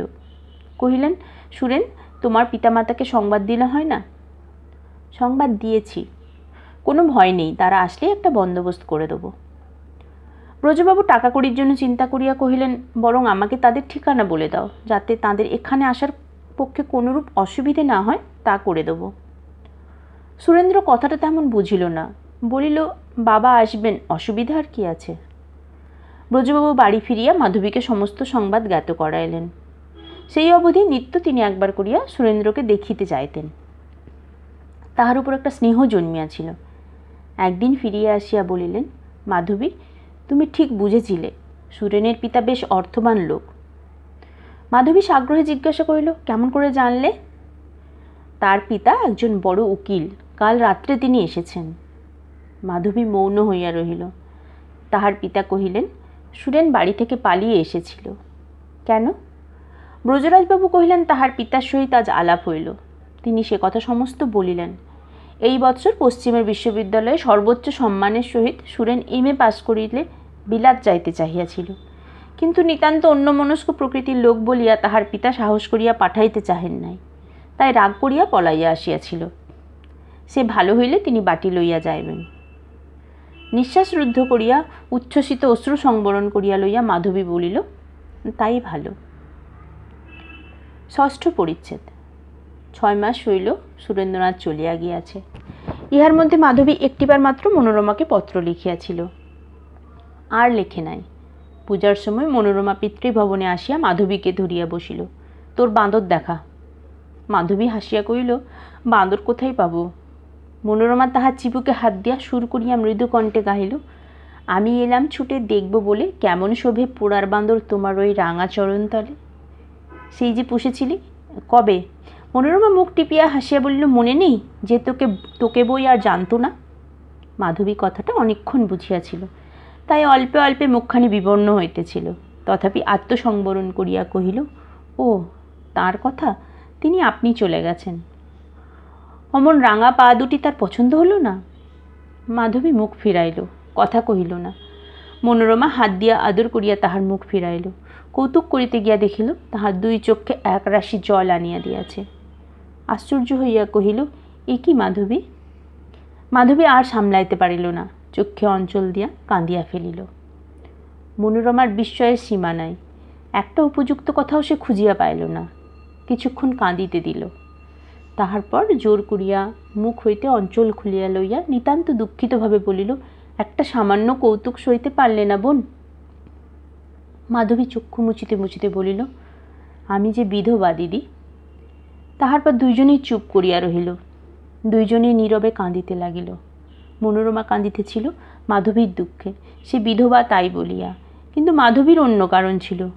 এখনই না জানিয়া মনোরমা যে ঠাট্টা করিয়াছে, তোকে বই তো আর জানত না, মাধবী তাহাই ভাবিতেছিল। এ কথা যে নিতান্ত সত্য সে তাহা জানিত। অনেকক্ষণ পরে মনোরমা বলিল, কাজটা কিন্তু ভালো হয়নি। কোন কাজটা? তা কি বলে দিতে হবে বোন? আমি সব বুঝেছি। এই 6 মাস ধরিয়া যে কথা মাধবী প্রাণপণে লুকাইয়া আসিতেছিল, মনোরমার কাছে আর তাহা লুকাইতে পারিল না। ধরা পড়িয়া মুখ লুকাইয়া কাঁদিতে লাগিল, বড় ছেলে মানুষের মতো কাঁদিল। শেষকালে মনোরমা বলিল, কিন্তু গেল কেন? আমি যেতে বলেছিলাম। বেশ করেছিলে, বুদ্ধিমতীর মতো কাজ করেছিলে। মাধবী বুঝিল মনোরমা কিছুই বোঝে নাই, তাই একে একে সব কথা বুঝাইয়া কহিল। তাহার পর বলিল, কিন্তু তিনি যদি না বাঁচতেন তাহলে বোধহয় পাগল হয়ে যেতাম। মনে মনে মনোরমা কহিল, এখনই বা তার কম কি। সেদিন বড় দুঃখিত হইয়া সে বাড়ি চলিয়া গেল। সেই রাত্রেই কাগজ কলম লইয়া স্বামীকে পত্র লিখিতে বসিল। তুমি ঠিক বলিতে, স্ত্রীলোককে বিশ্বাস নাই। আমিও আজ তাহাই বলিতেছি, কেননা মাধবী আমাকে শিখাইয়াছে। আমি তাহাকে বাল্যকাল হইতে জানি, তাই তাহাকে দোষ দিতে ইচ্ছা হয় না, সাহস হয় না। সমস্ত স্ত্রী জাতিকে দোষ দিই, বিধাতাকে দোষ দিই। তিনি কি জন্য এত কোমল এই জলের মতো তরল পদার্থ দিয়া নারীর হৃদয় গড়িয়াছিলেন? এত ভালোবাসা ঢালিয়া দিয়া এই হৃদয় কে গড়িতে সাধিয়াছিল? তাহার চরণে প্রার্থনা যেন এই হৃদয়গুলো একটু শক্ত করিয়া নির্মাণ করা হয়। আর তোমার চরণে প্রার্থনা যেন ওই পায়ে মাথা রাখিয়া ওই মুখ পানে চাহিয়া মরিতে পারি। মাধবীকে দেখিয়া বড় ভয় হয়। সে আমার আজন্মের ধারণা উলট পালট করিয়া দিয়াছে। আমাকেও বেশি বিশ্বাস করিও না, শীঘ্র আসিয়া লইয়া যাইও। তাহার স্বামী উত্তর লিখিলেন, যাহার রূপ আছে সে দেখাইবেই, যাহার গুণ আছে সে প্রকাশ করিবেই, যাহার হৃদয়ে ভালোবাসা আছে, যে ভালোবাসিতে জানে সে ভালোবাসিবেই। মাধবীলতা রসাল বৃক্ষ অবলম্বন করে ইহা জগতের রীতি। তুমি আমি কি করিতে পারি? তোমাকে আমি খুব বিশ্বাস করি, সেজন্য চিন্তিত হইও না। মনোরমা স্বামীর পত্র মাথায় রাখিয়া মনে মনে তাহার চরণ উদ্দেশ্যে প্রণাম করিয়া লিখিল। মাধবী পোড়ামুখী, বিধবাকে যাহা করিতে নাই সে তাহাই করিয়াছে, মনে মনে আরেকজনকে ভালোবাসিয়াছে। পত্র পাইয়া মনোরমার স্বামী মনে মনে হাসিলেন। তাহার পর কৌতুক করিয়া লিখিলেন, মাধবী পোড়ামুখী তাহাতে আর সন্দেহ নাই, কেননা বিধবা হইয়া মনে মনে আরেকজনকে ভালোবাসিয়াছে। তোমাদের রাগ হইবার কথা, বিধবা হইয়া কেন সে তোমাদের সধবার অধিকারে হাত দিতে গিয়াছে? আমি যতদিন বাঁচিয়া থাকিব তোমার কোনো চিন্তা নাই, এমন সুবিধা কিছুতেই ছাড়িও না। এই অবশ্যটুকুর মধ্যে পরম আরামে আরেকজনকে মনে মনে ভালোবাসিয়া লইও। কিন্তু কি জানো মনোরমা, তুমি আমাকে আশ্চর্য করিতে পারো নাই। আমি একবার একটা লতা দেখিয়াছিলাম, সেটা আধ ক্রোশ ধরিয়া ভূমিতলে লতাইয়া লতাইয়া অবশেষে একটা বৃক্ষে জড়াইয়া উঠিয়াছিল। এখন তাহার কত পাতা, কত পুষ্পমঞ্জরি। তুমি যখন এখানে আসিবে তখন দুইজনে সেটিকে দেখিয়া আসিব। মনোরমা রাগ করিয়া তাহার উত্তর দিল না, কিন্তু মাধবীর চোখের কোণে কালি পড়িয়াছে, প্রফুল্ল মুখ ঈষৎ গম্ভীর হইয়াছে। কাজকর্মে তেমন বাঁধনি নাই, একটু ঢিলা রকমের হইয়াছে। সকলকে যত্ন আত্মীয়তা করিবার ইচ্ছা তেমনই আছে, বরং বাড়িয়াছে, কিন্তু সব কাজগুলা আর তেমন মনে থাকে না, মাঝে মাঝে ভুল হইয়া যায়। এখনও সবাই কহে বড় দিদি, এখনও সবাই সেই কল্পতরুটির পানে চাহিয়া থাকে, হাত পাতে অভীষ্ট ফল পায়। কিন্তু গাছ আর তেমন সরস সতেজ নাই। পুরাতন লোকগুলির মাঝে মাঝে আশঙ্কা হয় পাছে শুকাইয়া যায়।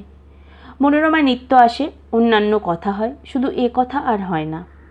মাধবী দুঃখিত হয়, মনোরমা তাহা বুঝিতে পারে। আর এ সকল কথার আলোচনা যত না হয় ততই ভালো। হতভাগী যদি ভুলিতে পারে, মনোরমা এ কথাও ভাবে। সুরেন্দ্রনাথ আরাম হইয়া পিতার সহিত বাটি চলিয়া গিয়াছে। বিমাতা তাহার যত্নটা একটু কম করিতে আরম্ভ করিলেন, তাই সুরেন্দ্র শরীরে একটু আরাম পাইয়াছে, কিন্তু শরীর বেশ সারিতে পারে নাই। অন্তরে একটু ব্যথা আছে। রূপ যৌবনের আকাঙ্ক্ষা পিপাসা এখনও তাহার মনে উদয় হয় নাই। এসব সে জানিত না। পূর্বের মতো এখনও সে অন্যমনস্ক, আত্মনির্ভর শূন্য। কিন্তু কাহার উপর নির্ভর করিতে হইবে এইটাই সে খুঁজিয়া পায় না। খুঁজিয়া পায় না বলিয়াই সেই যে নিজের কাজ নিজে দেখিতে পারে তাহাও নহে, আজও পরের পানে চাহিয়া থাকে। কিন্তু পূর্বের মতো তেমন আর মনে ধরে না। সব কাজেই যেন একটু ত্রুটি দেখতে পায়, একটু খুঁতখুত করে। তাহার বিমাতা দেখিয়া শুনিয়া কহেন, শুরু আজকাল বদলে গেছে। মধ্যে একদিন তাহার জ্বর হইয়াছিল, বড় কষ্ট হইয়াছিল, চোখ দিয়া জল গড়াইয়া পড়িল। বিমাতা কাছে বসিয়াছিলেন, তিনিও একটা নূতন জিনিস দেখিলেন। মুহূর্তের মধ্যে তাহারও চক্ষু ফাটিয়া জল বাহির হইল। আদর করিয়া তাহার চক্ষু মুছাইয়া কহিলেন, সুরো, কেন বাবা? সুরেন্দ্র চুপ করিয়া রহিল। তারপর একখানা পোস্টকার্ড চাহিয়া লইয়া আঁকা বাঁকা অক্ষরে লিখিয়া দিল, বড় দিদি, আমার জ্বর হইয়াছে, বড় কষ্ট হইতেছে। পত্রখানা ডাকঘরে পৌঁছিল না। প্রথমে শয্যা হইতে মেঝের উপর পড়িল। তাহার পর যে ঘর ঝাঁটাইতে আসিল সে বেদানার খোসা, বিস্কুটের টুকরা, আঙুরের তুলা এবং সেই চিঠিখানি সব একসঙ্গে ঝাঁটাইয়া বাহিরে ফেলিয়া দিল। সুরেন্দ্রনাথের প্রাণের আকাঙ্ক্ষা ধুলা মাখিয়া, হাওয়ায় উড়িয়া, শিশিরে ভিজিয়া, রোদ খাইয়া অবশেষে একটা বাবলা গাছের তলায় পড়িয়া রহিল। প্রথমে সে একখানি মূর্তিমতী উত্তরের আশায় চাহিয়া রহিল। তাহার পর একখানি হস্তাক্ষর, কিন্তু অনেক দিন কাটিয়া গেল, কিছুই আসিল না। ক্রমে তাহার জ্বর সারিয়া গেল, পথ্য করিয়া উঠিয়া বসিল। তাহার পর তাহার জীবনে এক নূতন ঘটনা ঘটিল। ঘটনা যদিও নূতন, কিন্তু নিতান্ত স্বাভাবিক। সুরেন্দ্রের পিতা রায়মহাশয় ইহা বহুদিন হইতে জানিতেন এবং আশা করিতেন। সুরেন্দ্রের মাতামহ পাবনা জেলার একজন মধ্যবিত্ত জমিদার। ২০-২৫ খানি গ্রামে জমিদারি। বাৎসরিক আয় প্রায় ৪০-৫০ হাজার টাকা হইবে। একে তিনি অপুত্রক, খরচপত্র স্বভাবত কম, তাহাতে তিনি একজন প্রসিদ্ধ কৃপণ ছিলেন। তাই তাহার সুদীর্ঘ জীবনে বহু অর্থ সঞ্চিত করিতে পারিয়াছিলেন। তাহার অবর্তমানে সমস্ত বৈভব একমাত্র দৌহিত্র সুরেন্দ্রনাথ পাইবে, রায়মহাশয় ইহা স্থির জানিতেন। তাহাই হইল। রায়মহাশয় সংবাদ পাইলেন শ্বশুর মহাশয় আসন্ন মৃত্যুশয্যায় শয়ন করিয়াছেন। তাড়াতাড়ি পুত্রকে লইয়া পাবনা যাত্রা করিলেন, কিন্তু পৌঁছাইবার পূর্বেই শ্বশুর মহাশয় পরলোক গমন করিলেন। সমারোহ করিয়া শ্রাদ্ধ শান্তি হইল। শৃঙ্খলিত জমিদারিতে আরও শৃঙ্খলার ঘটা পড়িয়া গেল। পরিপক্ক বুদ্ধি প্রাচীন উকিল রায়মহাশয়ের কড়া বন্দোবস্তে প্রজারা সন্ত্রস্ত হইয়া উঠিল। এখন সুরেন্দ্রর বিবাহ হওয়া আবশ্যক। ঘটকের আনাগোনায় গ্রামময় আন্দোলন পড়িয়া গেল। ৫০ ক্রোশের মধ্যে যে বাড়িতে একটি সুন্দরী কন্যা ছিল, সেই বাড়িতেই ঘটকের দল ঘন ঘন পদধূলি দিয়া পিতামাতাকে আপ্যায়িত ও আশান্বিত করিতে লাগিল। এমনভাবে ২ মাস ৬ মাস অতিবাহিত হইল। অবশেষে বিমাতা আসিলেন। তাহার সম্পর্কের যে কেহ ছিল সেও আসিল। বন্ধু বান্ধবে গৃহ পুরিয়া গেল। তাহার পর একদিন প্রভাতে বাঁশি বাজাইয়া, ঢাকের প্রচণ্ড শব্দ করিয়া, কাঁসির ক্ষণক্ষণ আওয়াজে সমস্ত গ্রাম পরিপূরিত করিয়া সুরেন্দ্রনাথ বিবাহ করিয়া আসিল। ৭ম পরিচ্ছেদ। প্রায় ৫ বৎসর অতিবাহিত হইয়া গিয়াছে। রায়মহাশয়ও আর নাই। ব্রজরাজ লাহিড়ীও স্বর্গে গিয়াছেন। সুরেন্দ্রের বিমাতা স্বর্গীয় স্বামী দত্ত সমস্ত সম্পত্তি টাকা কড়ি লইয়া পিতৃভবনে বাস করিতেছেন। আজকাল সুরেন্দ্রনাথের যেমন সুখ্যাতি তেমন অখ্যাতি। একদল লোক কহে এমন বন্ধুবৎসল, উদারচেতা, অমায়িক, ইয়ার প্রতিপালক জমিদার আর নাই। অন্য দল কহে এমন উৎপীড়ক, অত্যাচারী জমিদার এ তল্লাটে কখনো জন্মায় নাই। আমরা জানি এই দুইটা কথাই সত্য। প্রথমটি সুরেন্দ্রনাথের জন্য সত্য, দ্বিতীয়টা তাহার ম্যানেজার মথুরনাথ বাবুর জন্য সত্য। সুরেন্দ্রনাথের বৈঠকখানায় আজকাল খুব একদল ইয়ার বসিতেছে। তাহারা পরম সুখে সংসারে সাধ মিটাইয়া লইতেছে। পান, তামাক, মদ, মাংস কোনো ভাবনা তাহাদিগকে করিতে হয় না, চাহিতেও হয় না, আপনি মুখে আসে। ম্যানেজার মথুরবাবুর ইহাতে খুব উৎসাহ। খরচ যোগাইতে তিনি মুক্ত হস্ত, কিন্তু এজন্য জমিদারকে ক্ষতিগ্রস্ত হইতে হয় না। তাহার শাসনগুণে প্রজারা সে ব্যয় বহন করে। মথুরবাবুর নিকট একটি পয়সা বাকি বকেয়া থাকিবার জো নাই। ঘর জ্বালাইতে, ভিটা ছাড়া করিতে, কাছারি ঘরের ক্ষুদ্র কুঠুরিতে আবদ্ধ করিতে তাহার সাহস ও উৎসাহের সীমা নাই। প্রজার আকুল ক্রন্দন মাঝে মাঝে শান্তিদেবীর কর্ণে প্রবেশ করে।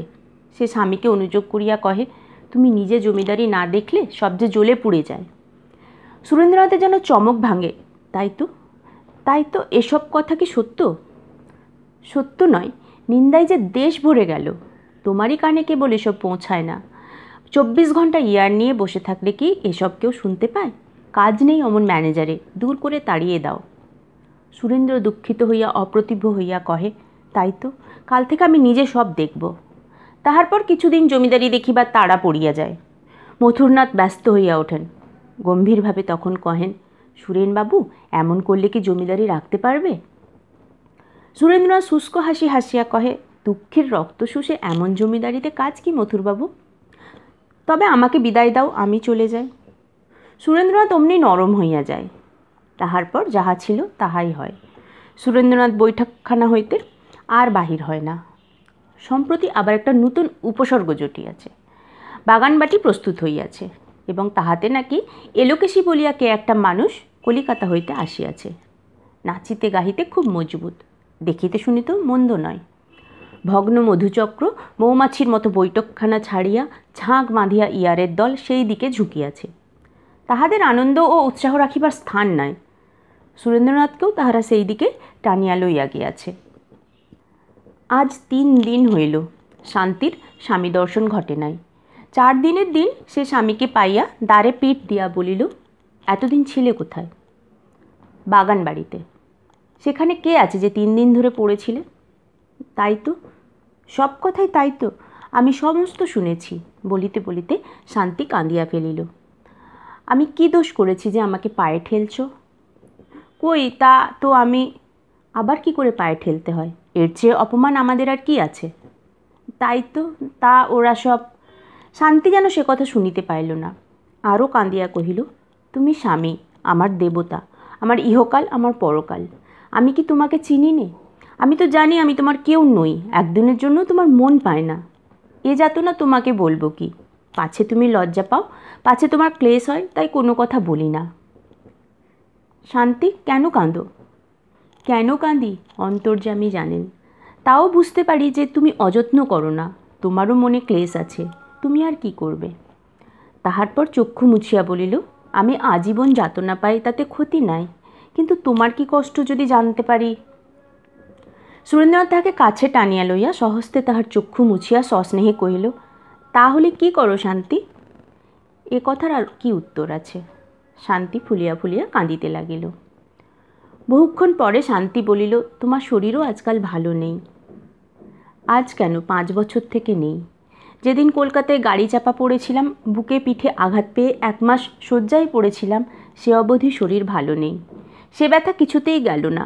মাঝে মাঝে নিজেই আশ্চর্য হই কেমন করে বেঁচে আছি। শান্তি তাড়াতাড়ি স্বামীর বুকে হাত দিয়া বলিল, চলো দেশ ছেড়ে আমরা কলকাতায় যাই, সেখানে ভালো ডাক্তার আছে। সুরেন্দ্র সহসা প্রফুল্ল হইয়া উঠিল, তাই চলো, সেখানে বড় দিদিও আছেন।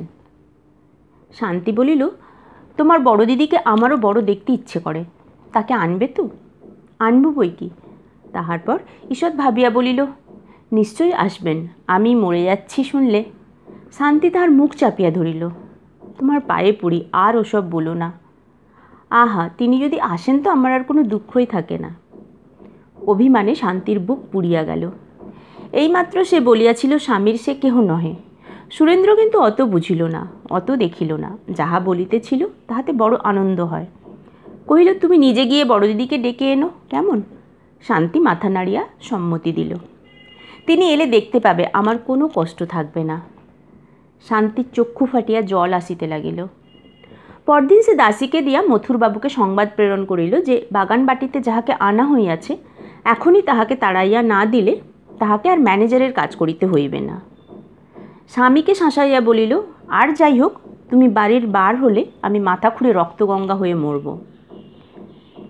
তাই তো, ওরা কিন্তু, আমি কিন্তুর ব্যবস্থা করছি বলিয়া শান্তি দাসীকে পুনর্বার ডাকিয়া হুকুম দিয়া দিল, দারোয়ানকে বলে দে যেন ওই হতভাগারা আমার বাড়িতে না ঢুকতে পায়।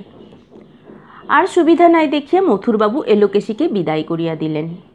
ইহার দলও ছত্রভঙ্গ হইয়া পড়িল। তাহার পর তিনি চুটাইয়া জমিদারি দেখিতে মন দিলেন। সুরেন্দ্রনাথের সম্প্রতি কলিকাতায় যাওয়া হইল না। বুকের ব্যথাটা আপাতত কিছু কম বোধ হইতেছে। শান্তিরও কলিকাতা যাইতে তেমন উৎসাহ নাই। এখানে থাকিয়া যতখানি সম্ভব সে স্বামী সেবার আয়োজন করিতে লাগিল। কলিকাতা হইতে একজন বিজ্ঞ ডাক্তার আনাইয়া দেখাইল। বিজ্ঞ চিকিৎসক সমস্ত দেখিয়া শুনিয়া একটা ঔষধের ব্যবস্থা করিলেন এবং বিশেষ করিয়া সতর্ক করিয়া দিলেন যে বক্ষের অবস্থা যেমন আছে তাহাতে শারীরিক ও মানসিক কোনরূপ পরিশ্রমই সঙ্গত নহে। অবসর বুঝিয়া ম্যানেজারবাবু যেরূপ কাজ দেখিতেছিলেন তাহাতে গ্রামে গ্রামে দ্বিগুণ হাহাকার উঠিল। শান্তি মাঝে মাঝে শুনিতে পাইত, কিন্তু স্বামীকে জানাইতে সাহস করিত না। অষ্টম পরিচ্ছেদ। কলিকাতার বাটিতে ব্রজবাবুর স্থানে শিবচন্দ্র এখন কর্তা।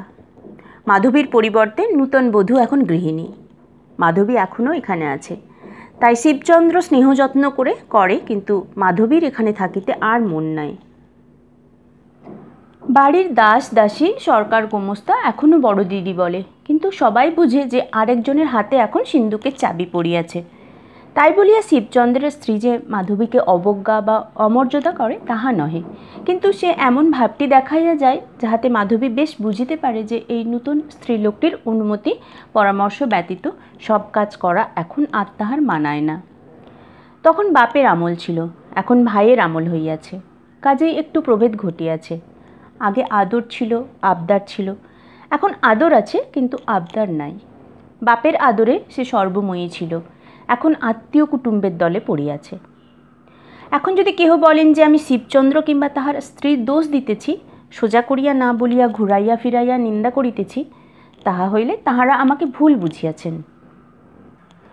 সংসারে যাহা নিয়ম, যে রীতিনীতি আজ পর্যন্ত চলিয়া আসিয়াছে, আমি তাহারই উল্লেখ করিয়াছি মাত্র। মাধবীর যেন কপাল পড়িয়াছে, তাহার আপনার বলিবার স্থান নাই, তাই বলিয়া অপরে নিজের দখল ছাড়িবে কেন? স্বামীর দ্রব্যে স্ত্রীর অধিকার, এ কথা কে না জানে? শিবচন্দ্রের স্ত্রী কি শুধু এ কথা বুঝে না? শিবচন্দ্র না হয় মাধবীর ভ্রাতা, কিন্তু সে মাধবীর কে? পরের জন্য সে নিজের অধিকার ছাড়িয়া দিবে কেন? মাধবী সব বুঝিতে পারে। বউ যখন ছোট ছিল তখন ব্রজবাবু বাঁচিয়াছিলেন, তখন মাধবীর নিকট প্রমীলাতে ও তাহাতে প্রভেদ ছিল না। এখন কথার অনৈক্য হয়। সে চিরদিন অভিমানিনী, তাই সে সকলের নিচে। কথা সহিবার ক্ষমতা নাই, তাই সে কথা সহে না। যেখানে তার জোর নাই সেখানে মাথা উঁচু করিয়া দাঁড়াইতে তাহার মাথা কাটা যায়। মনে দুঃখ পাইলে নীরবে সহিয়া যায়। শিবচন্দ্রকে কিছুই বলে না। স্নেহের দোহাই দেওয়া তাহার অভ্যাসের বাহিরে, তাই আত্মীয়তার ধোঁয়া ধরিয়া অধিকার কায়েম করিতে তাহার সমস্ত শরীরে মনে ধিক্কার ওঠে। সামান্য স্ত্রীলোকের মতো ঝগড়া কলহে তাহার যে কত ঘৃণা তাহা শুধু সেই জানে। একদিন শিবচন্দ্রকে ডাকিয়া বলিল, দাদা, আমি শ্বশুর বাড়ি যাব। শিবচন্দ্র বিস্মিত হইল। সে কি মাধবী, সেখানে তো কেউ নেই। মাধবী মৃত স্বামীকে উদ্দেশ্য করিয়া বলিল, ছোট ভাগ্নে কাশীতে ঠাকুরঝির কাছে আছে, তাকে নিয়ে আমি গোলাগাঁয়ে বেশ থাকব। পাবনা জেলার গোলাগাঁয়ে মাধবীর শ্বশুর বাড়ি। শিবচন্দ্র অল্প হাসিয়া বলিল, তা কি হয়, সেখানে যে তোর বড় কষ্ট হবে। কেন কষ্ট হবে দাদা, বাড়িটা এখনও পড়ে যায়নি, 2 বিঘা 10 বিঘা জমি জিরা তো আছে, একটি বিধবার কি তাতে চলে না? চলার কথা নয়, টাকার ভাবনা নেই, কিন্তু তোর যে বড় কষ্ট হবে মাধবী। কষ্ট কিছুই নয়। শিবচন্দ্র কিছু ভাবিয়া বলিল, কেন যাবি বোন, আমাকে সব খুলে বল দেখি, আমি সব মিটিয়ে দিচ্ছি। ইতিপূর্বে শিবচন্দ্র বোধহয় স্ত্রীর নিকট ভগিনীর বিরুদ্ধে কিছু শুনিয়া থাকিবে, সম্ভবত তাহাই মনে হইয়াছিল। লজ্জায় মাধবীর সমস্ত মুখ রাঙা হইয়া উঠিল।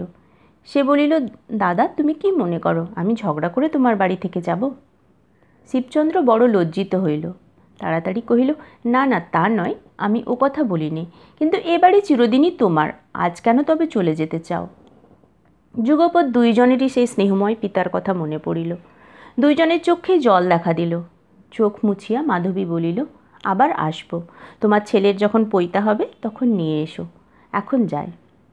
সে তো 8-10 বছরের কথা, যদি বেঁচে থাকি তাহলে আসবো। কোনোরূপেই মাধবী এখানে থাকিতে সম্মত হইল না, যাইবার উদ্যোগ করিতে লাগিল। নূতন বউকে সংসার বুঝাইয়া দিল, দাসদাসীকে ডাকিয়া আশীর্বাদ করিল। শেষ দিনটিতে শিবচন্দ্র অশ্রুপূর্ণ চক্ষে ভগিনীর কাছে আসিয়া বলিল, মাধবী, তোর দাদা কখনো তো তোকে কিছু বলেনি? মাধবী হাসিল, বলিল, সে কি কথা দাদা, তা নয়, যদি কোনো অশুভক্ষণে, যদি কোনো দিন মুখ থেকে অসাবধানে কিছু। না দাদা, সেসব কিছু নয়, সত্যি কথা, সত্যি।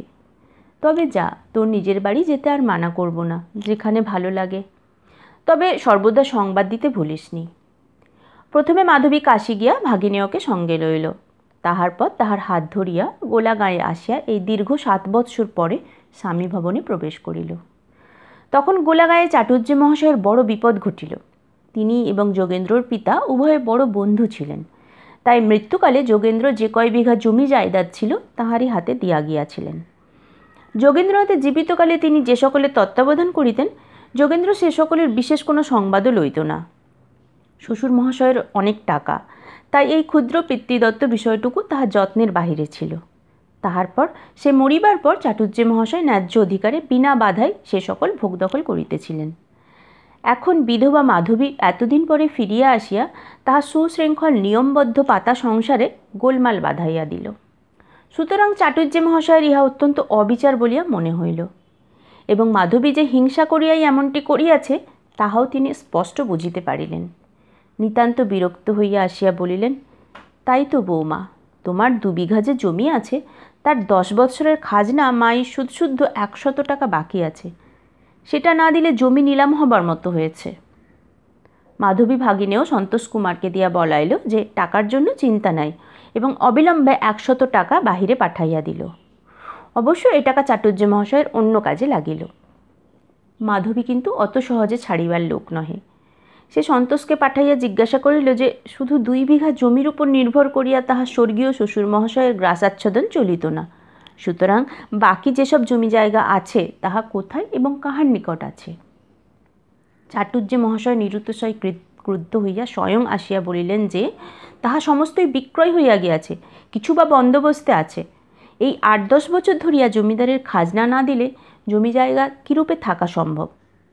মাধবী কহিল, জমির কিছু কি উপসত্ত্ব হইত না যে এই কয়টা টাকা খাজনা দেওয়া হয় না?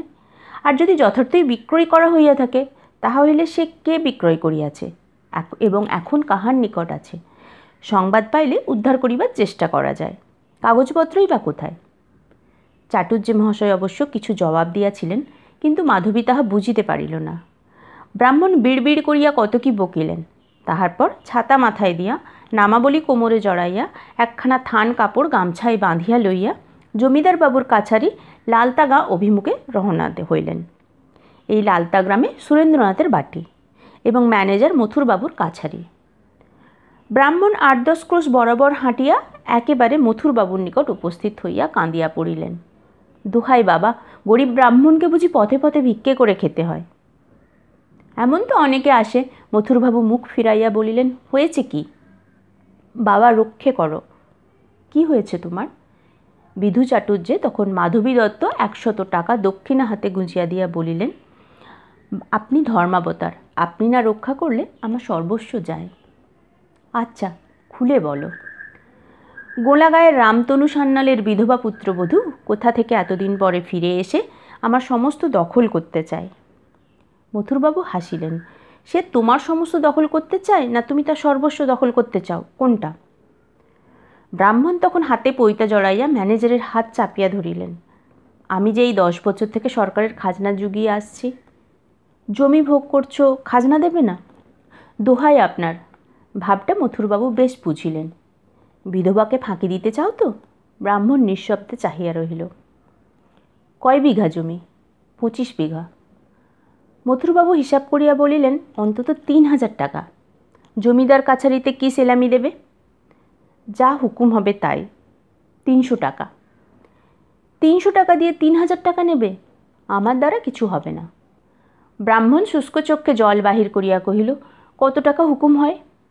1000 দিতে পারবে? তাহার পর গোপনে বহুক্ষণ ধরিয়া দুজনে পরামর্শ হইল। ফল এই দাঁড়াইল যে যোগেন্দ্রনাথের বিধবার প্রতি বাকি খাজনা বাবদ 10 বৎসরের সুদে আসলে 1.5 সহস্র টাকার নালিশ হইল। সমন বাহির হইল, কিন্তু মাধবীর নিকটে তাহা পৌঁছিল না। তাহার পর একতরফা ডিক্রি হইয়া গেল, এবং 1.5 মাস পরে মাধবী সংবাদ পাইল যে বাকি খাজনার দায়ে জমিদার সরকার হইতে তাহার মায় বাটিশুদ্ধ নিলামের ইস্তাহার জারি হইয়াছে। তাহার সমস্ত বিষয় সম্পত্তি ক্রোক হইয়াছে। মাধবী একজন প্রতিবেশিনীকে ডাকিয়া কহিল, তোমাদের দেশ কি মগের মুল্লুক? কেন বলো দেখি? তা নয় তো কি, একজন ঠকিয়ে আমার সর্বস্ব নিতে চায়, তোমরা দেখছো না? সে বলিল, আমরা আর কি করিব? জমিদার যদি নিলাম করে, আমরা দুঃখী লোক তাতে কি করিতে পারি?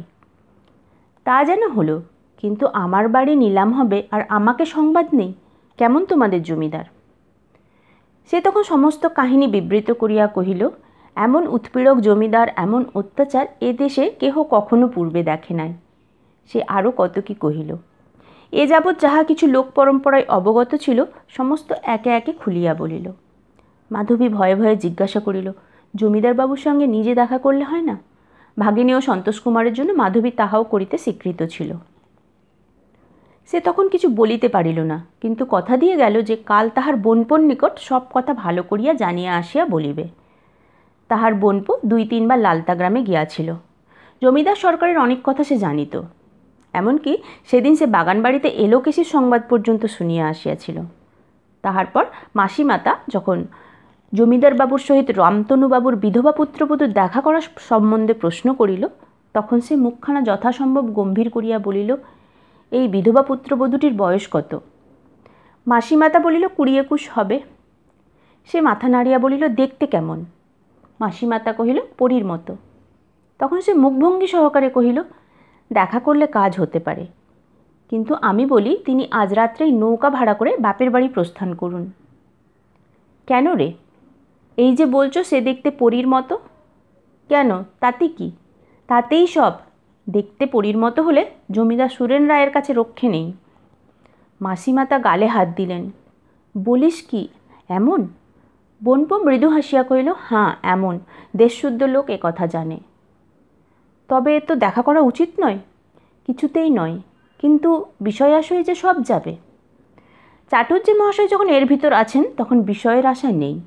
তার উপর গৃহস্থ ঘরের মেয়ে, ধর্মটাও কি যাবে? পরদিন তিনি মাধবীকে সমস্ত কথা বলিলেন। শুনিয়া সে স্তম্ভিত হইয়া গেল। জমিদার সুরেন রায়ের কথা সে সমস্ত দিন চিন্তা করিল। মাধবী ভাবিল, সুরেন রায় নামটি বড় পরিচিত, কিন্তু লোকটির সহিত তো মিলিতেছে না। এ নাম সে কতদিন মনে মনে ভাবিয়াছে। সে আজ 5 বৎসর হইল। ভুলিয়াছিল, আবার বহুদিন পরে মনে পড়িল। স্বপ্নে ও নিদ্রায় মাধবীর সে রাত্রি বড় দুঃখে কাটিল। অনেকবার পুরানো কথাগুলি মনে পড়িতেছিল, অনেকবার চোখে জল আসিয়া পড়িতেছিল। সন্তোষ কুমার তাহার মুখ পানে চাহিয়া ভয়ে ভয়ে কহিল, মামিমা, আমি মার কাছে যাব। মাধবী নিজেও কয়েকবার একথা ভাবিতেছিল, কেননা এখানকার বাস যখন উঠিয়াছে তখন কাশিবাস ভিন্ন অন্য কোনো উপায় নেই। সন্তোষের জন্য সে জমিদার সহিত দেখা করিবে মনে করিয়াছিল, কিন্তু তাহা হয় নাই। পাড়া প্রতিবাসীরা নিষেধ করিতেছে। তাছাড়া এখন যেখানেই সে যাক একটা নতুন ভাবনা, একটা নূতন উপসর্গ হইয়াছে, সেটা এই রূপ যৌবনের কথা। মাধবী মনে করিল, পোড়া কপাল, এ উৎপাতগুলা কি এখনও দেহটায় জাগিয়া আছে? আজ 7 বৎসর হইল, এগুলা তাহার মনে পড়ে নাই। মনে করাইয়া দিতে কেহ ছিল না। স্বামী মরিবার পর যখন বাপের বাড়ি ফিরিয়া গেল, তখন সকলে ডাকিল বড় দিদি, সবাই ডাকিল মা। এই সম্মানের ডাকগুলি তাহার মনকে আরও বৃদ্ধ করিয়া দিয়াছিল।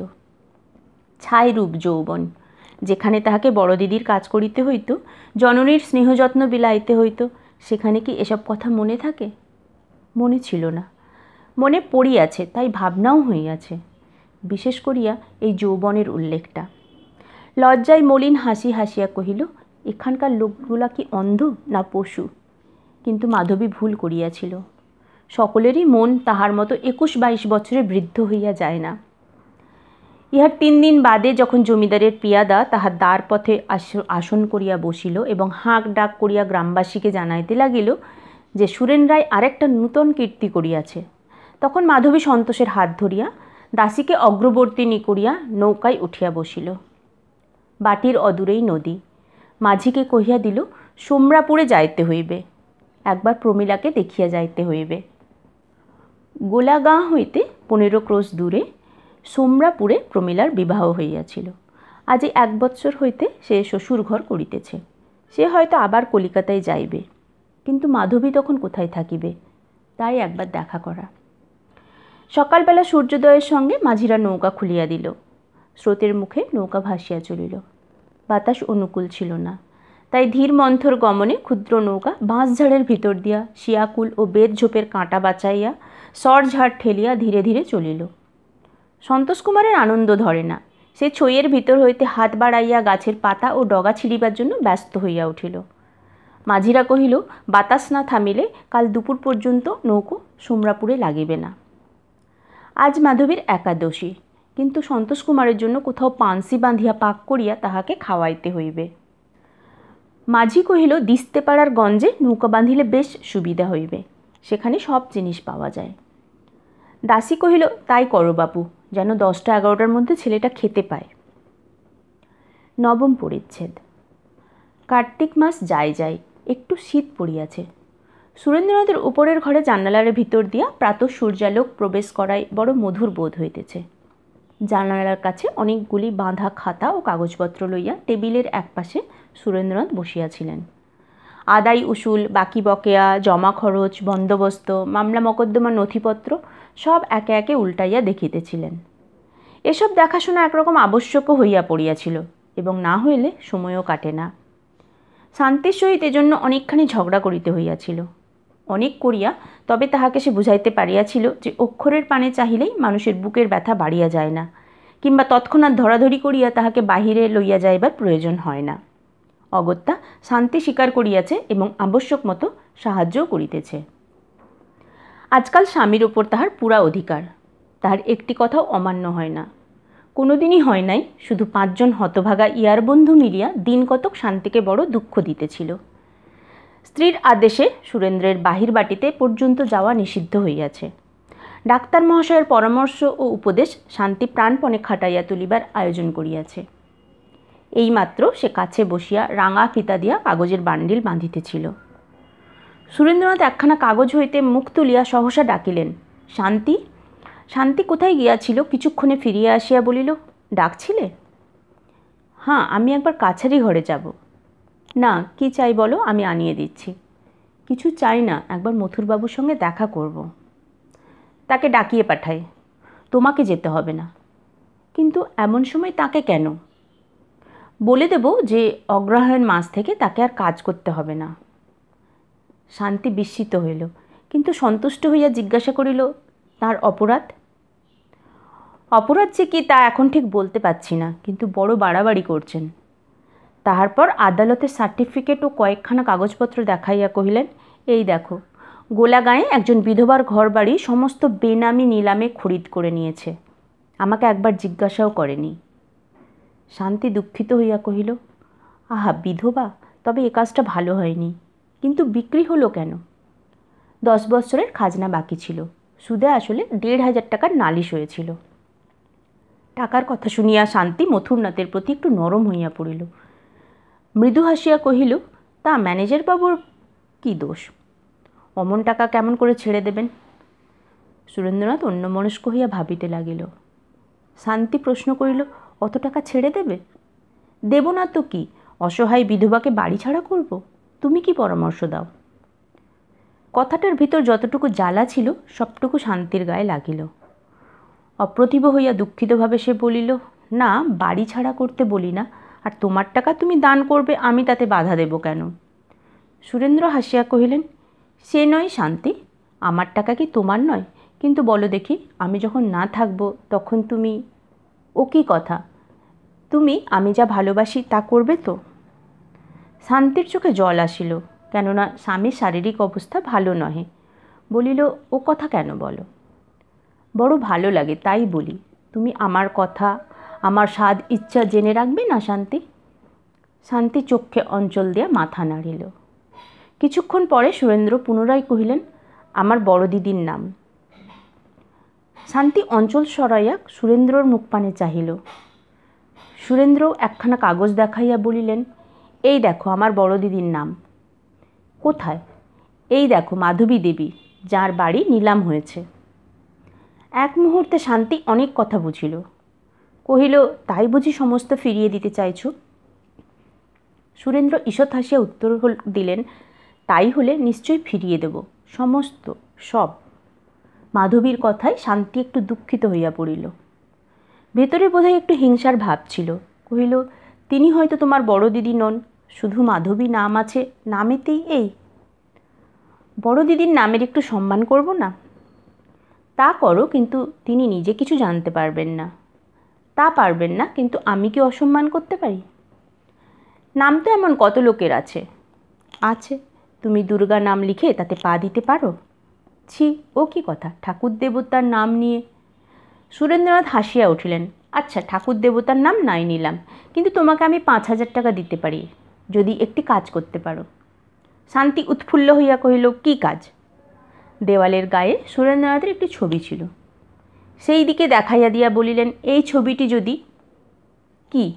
4 জন ব্রাহ্মণ দিয়ে নদীর তীরে পোড়াতে পারো।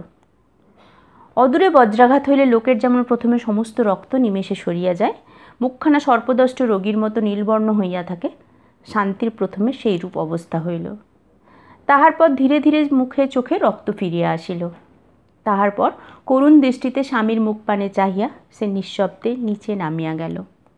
পুরোহিত ডাকাইয়া রীতিমতো শান্তি সস্তায়নের ব্যবস্থা করিয়া রাজার অর্ধেক রাজত্ব মানত করিয়া মনে মনে প্রতিজ্ঞা করিল যে এই বড় দিদি যিনিই হোক, ইহার সম্বন্ধে সে আর কোনো কথা কহিবে না।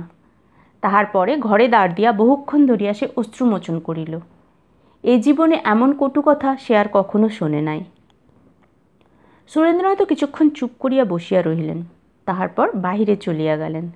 কাছারিতে মথুরবাবুর সহিত সাক্ষাৎ হইল। প্রথমে জিজ্ঞাসা করিলেন, গোলাগাঁয়ে কার সম্পত্তি নিলাম হয়েছে? মৃত রামতনু সান্যালের বিধবা পুত্রবধূর। কেন? 10 বছরের মালগুজারি বাকি ছিল। কই খাতা দেখি। মথুরনাথ প্রথমে হতবুদ্ধি হইয়া গেল। তাহার পর কহিল, খাতাপত্র এখনো পাবনা থেকে আনা হয়নি। আনতে লোক পাঠাও, বিধবার থাকবার স্থানটুকু পর্যন্ত রাখুনি। বোধহয় নেই। তবে সে কোথায় থাকবে? মথুরনাথ সাহস সঞ্চয় করিয়া কহিল, এতদিন যেখানে ছিল সেখানে থাকবে বোধহয়। এতদিন কোথায় ছিল? কলিকাতায়, তাহার পিতার বাটিতে। পিতার নাম কি জানো? জানি, ব্রজরাজ লাহিড়ী। বিধবার নাম? মাধবী দেবী। নতমুখে সুরেন্দ্রনাথ সেখানে বসিয়া পড়িলেন। মথুরনাথ ভাবগতিক দেখিয়া ব্যস্ত হইয়া জিজ্ঞাসা করিল, কি হলো? সুরেন্দ্রনাথ সে কথার কোনো উত্তর না দিয়া একজন ভৃত্যকে ডাকিয়া কহিলেন, একটা ভালো ঘোড়া শীঘ্র জিন কষিতে বলো, আমি এখনই গোলাগাঁয়ে যাব। এখান থেকে গোলাগাঁ কত দূর জানো? প্রায় 10 ক্রোশ। এখন 9টা বেজেছে, 1টার মধ্যে পৌঁছাতে পারব। ঘোড়া আসিলে তাহাতে চড়িয়া বসিয়া কহিলেন, কোন দিকে? উত্তর দিকে, পরে পশ্চিমে যেতে হবে। তাহার পর চাবুক খাইয়া ঘোড়া ছুটিয়া বাহির হইয়া গেল। এ কথা শুনিয়া শান্তি ঠাকুর ঘরে মাথা খুঁড়িয়া রক্ত বাহির করিল। ঠাকুর, এই তোমার মনে ছিল? আর কি ফিরে পাব? তাহার পর দুজন পাইক ঘোড়ায় চড়িয়া গোলাগাঁ উদ্দেশ্যে ছুটিয়া গেল। জানালা দিয়া তাহা দেখিয়া শান্তি ক্রমাগত চক্ষু মুছিতে লাগিল। মা দুর্গা, জোড়া মোষ দেবো, যা চাও তাই দেবো, তাকে ফিরিয়ে দাও। বুক চিরে রক্ত দেব, যত চাও। হে মা দুর্গা, যত চাও, যতক্ষণ না তোমার পিপাসা মেটে। গোলাগাঁ পৌঁছি তার 2 ক্রোশ আছে। অশ্বের খুর পর্যন্ত ফেনাই ভরিয়া গিয়াছে। প্রাণপণে ধুলা উড়াইয়া, আল ডিঙাইয়া, খানা টপকাইয়া ঘোড়া ছুটিয়া চলিয়াছে। মাথার ওপর প্রচণ্ড সূর্য। ঘোড়ার উপর থাকিয়াই সুরেন্দ্রর গা বমি বমি করিয়া উঠিল। ভিতরের প্রত্যেক নাড়ী যেন ছিঁড়িয়া বাহির হইয়া পড়িবে। তাহার পর টপ করিয়া ফোঁটা 2-3 রক্ত কষ বাহিয়া ধূলিধূসরিত পিরানের উপর পড়িল। সুরেন্দ্রনাথ হাত দিয়া মুখ মুছিয়া ফেলিলেন। 1টার পূর্বেই গোলাগাঁয়ে উপস্থিত হইলেন। পথের ধারে দোকানে জিজ্ঞাসা করিলেন, এই গোলাগাঁ? হ্যাঁ। রামতনু সান্যালের বাটি? ওই দিকে। আবার ঘোড়া ছুটিল। অল্পক্ষণে বাঞ্ছিত বাটির সম্মুখে দাঁড়াইল। দ্বারেই একজন সিপাহী বসিয়াছিল। প্রভুকে দেখিয়া সে প্রণাম করিল। বাটিতে কে আছেন? কেউ না। কেউ না? কোথায় গেলেন? ভোরেই নৌকা করে চলে গেছেন। কোথায়? কোন পথে? দক্ষিণ দিকে। নদীর ধারে ধারে পথ আছে? ঘোড়া দৌড়াতে পারবে? বলিতে পারি না, বোধহয় নেই। পুনর্বার ঘোড়া ছুটিয়া চলিল। ক্রোশ 2 আসিয়া আর পথ নাই। ঘোড়া চলে না। ঘোড়া ছাড়িয়া দিয়া তখন সুরেন্দ্রনাথ পদব্রজে চলিলেন। একবার চাহিয়া দেখিলেন, জামার উপর অনেক ফোঁটা রক্ত ধুলায় জমিয়া গিয়াছে। ওষ্ঠ বাইয়া তখনও রক্ত পড়িতেছে। নদীতে নামিয়া অঞ্জলি ভরিয়া জল পান করিলেন। তারপর প্রাণপণে ছুটিয়া চলিলেন। পায়ে আর জুতা নাই, সর্বাঙ্গে কাদা, মাঝে মাঝে শনিতের দাগ। বুকের উপর কে যেন রক্ত ছিটাইয়া দিয়াছে। বেলা পড়িয়া আসিল। পা আর চলে না, যেন এইবার শুইতে পারিলেই জন্মের মতো ঘুমাইয়া পড়িবে। তাই যেন অন্তিম শয্যায় এই জীবনের মহাবিশ্রামের আশায় সে উন্মত্তের মতো ছুটিয়া চলিয়াছে। এ দেহে যতটুকু শক্তি আছে সমস্ত অকাতরে ব্যয় করিয়া শেষ শয্যা আশ্রয় করিবে, আর উঠিবে না। নদীর বাঁকের পাশে একখানা নৌকা না? কলমি শাকের দল কাটিয়া পথ করিতেছে। সুরেন্দ্র ডাকিল, বড় দিদি। শুষ্ক কণ্ঠে শব্দ বাহির হইল না, শুধু 2 ফোঁটা রক্ত বাহির হইল। বড় দিদি। আবার 2 ফোঁটা রক্ত। কলমির দল নৌকার গতি রোধ করিতেছে। সুরেন্দ্র কাছে আসিয়া পড়িল, আবার ডাকিল, বড় দিদি। সমস্ত দিনের উপবাস ও মনোকষ্টে মাধবী নির্জীবের মতো নিদ্রিত সন্তোষ কুমারের পার্শ্বে চক্ষু মুদিয়া শুইয়াছিল। মাধবী উঠিয়া বসিল, ভিতর হইতে মুখ বাড়াইয়া দেখিল, সর্বাঙ্গে ধুলাকাদা মাখা মাস্টার মহাশয় না। ও নয়নতারার মা, মাঝিকে শিগগির নৌকা লাগাতে বল। সুরেন্দ্রনাথ তখন ধীরে ধীরে কাদার উপর শুইয়া পড়িতেছিলেন।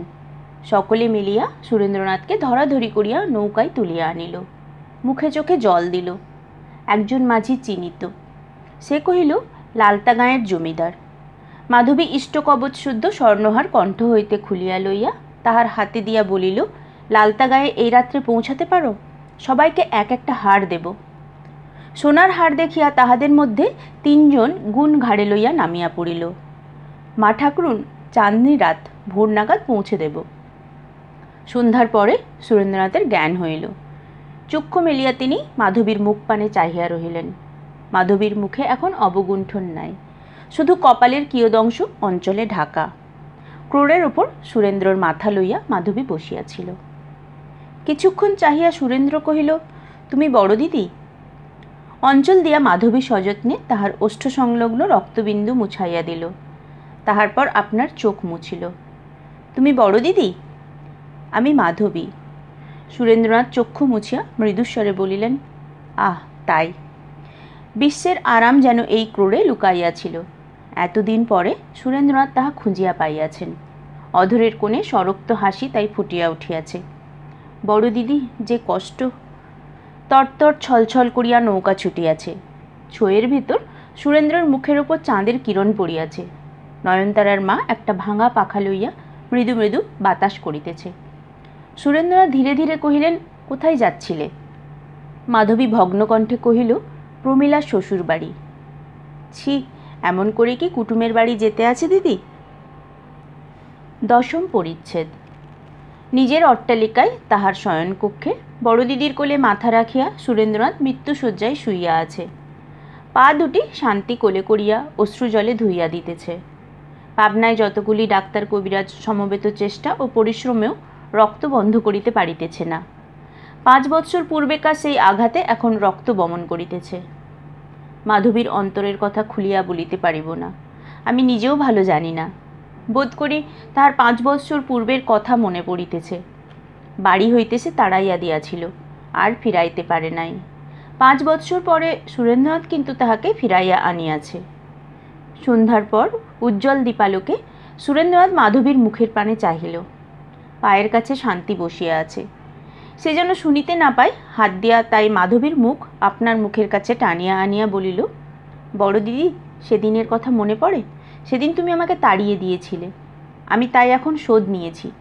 তোমাকেও তাড়িয়ে দিয়েছিলাম, কেমন শোধ হলো তো? মুহূর্তের মধ্যে মাধবী চৈতন্য হারাইয়া লুণ্ঠিত মস্তক সুরেন্দ্র স্কন্ধের পার্শ্বে রাখিল।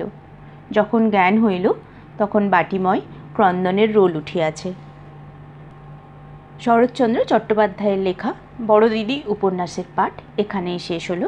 পরবর্তী অডিওতে আবার নতুন গল্প নিয়ে ফিরে আসব। ধন্যবাদ।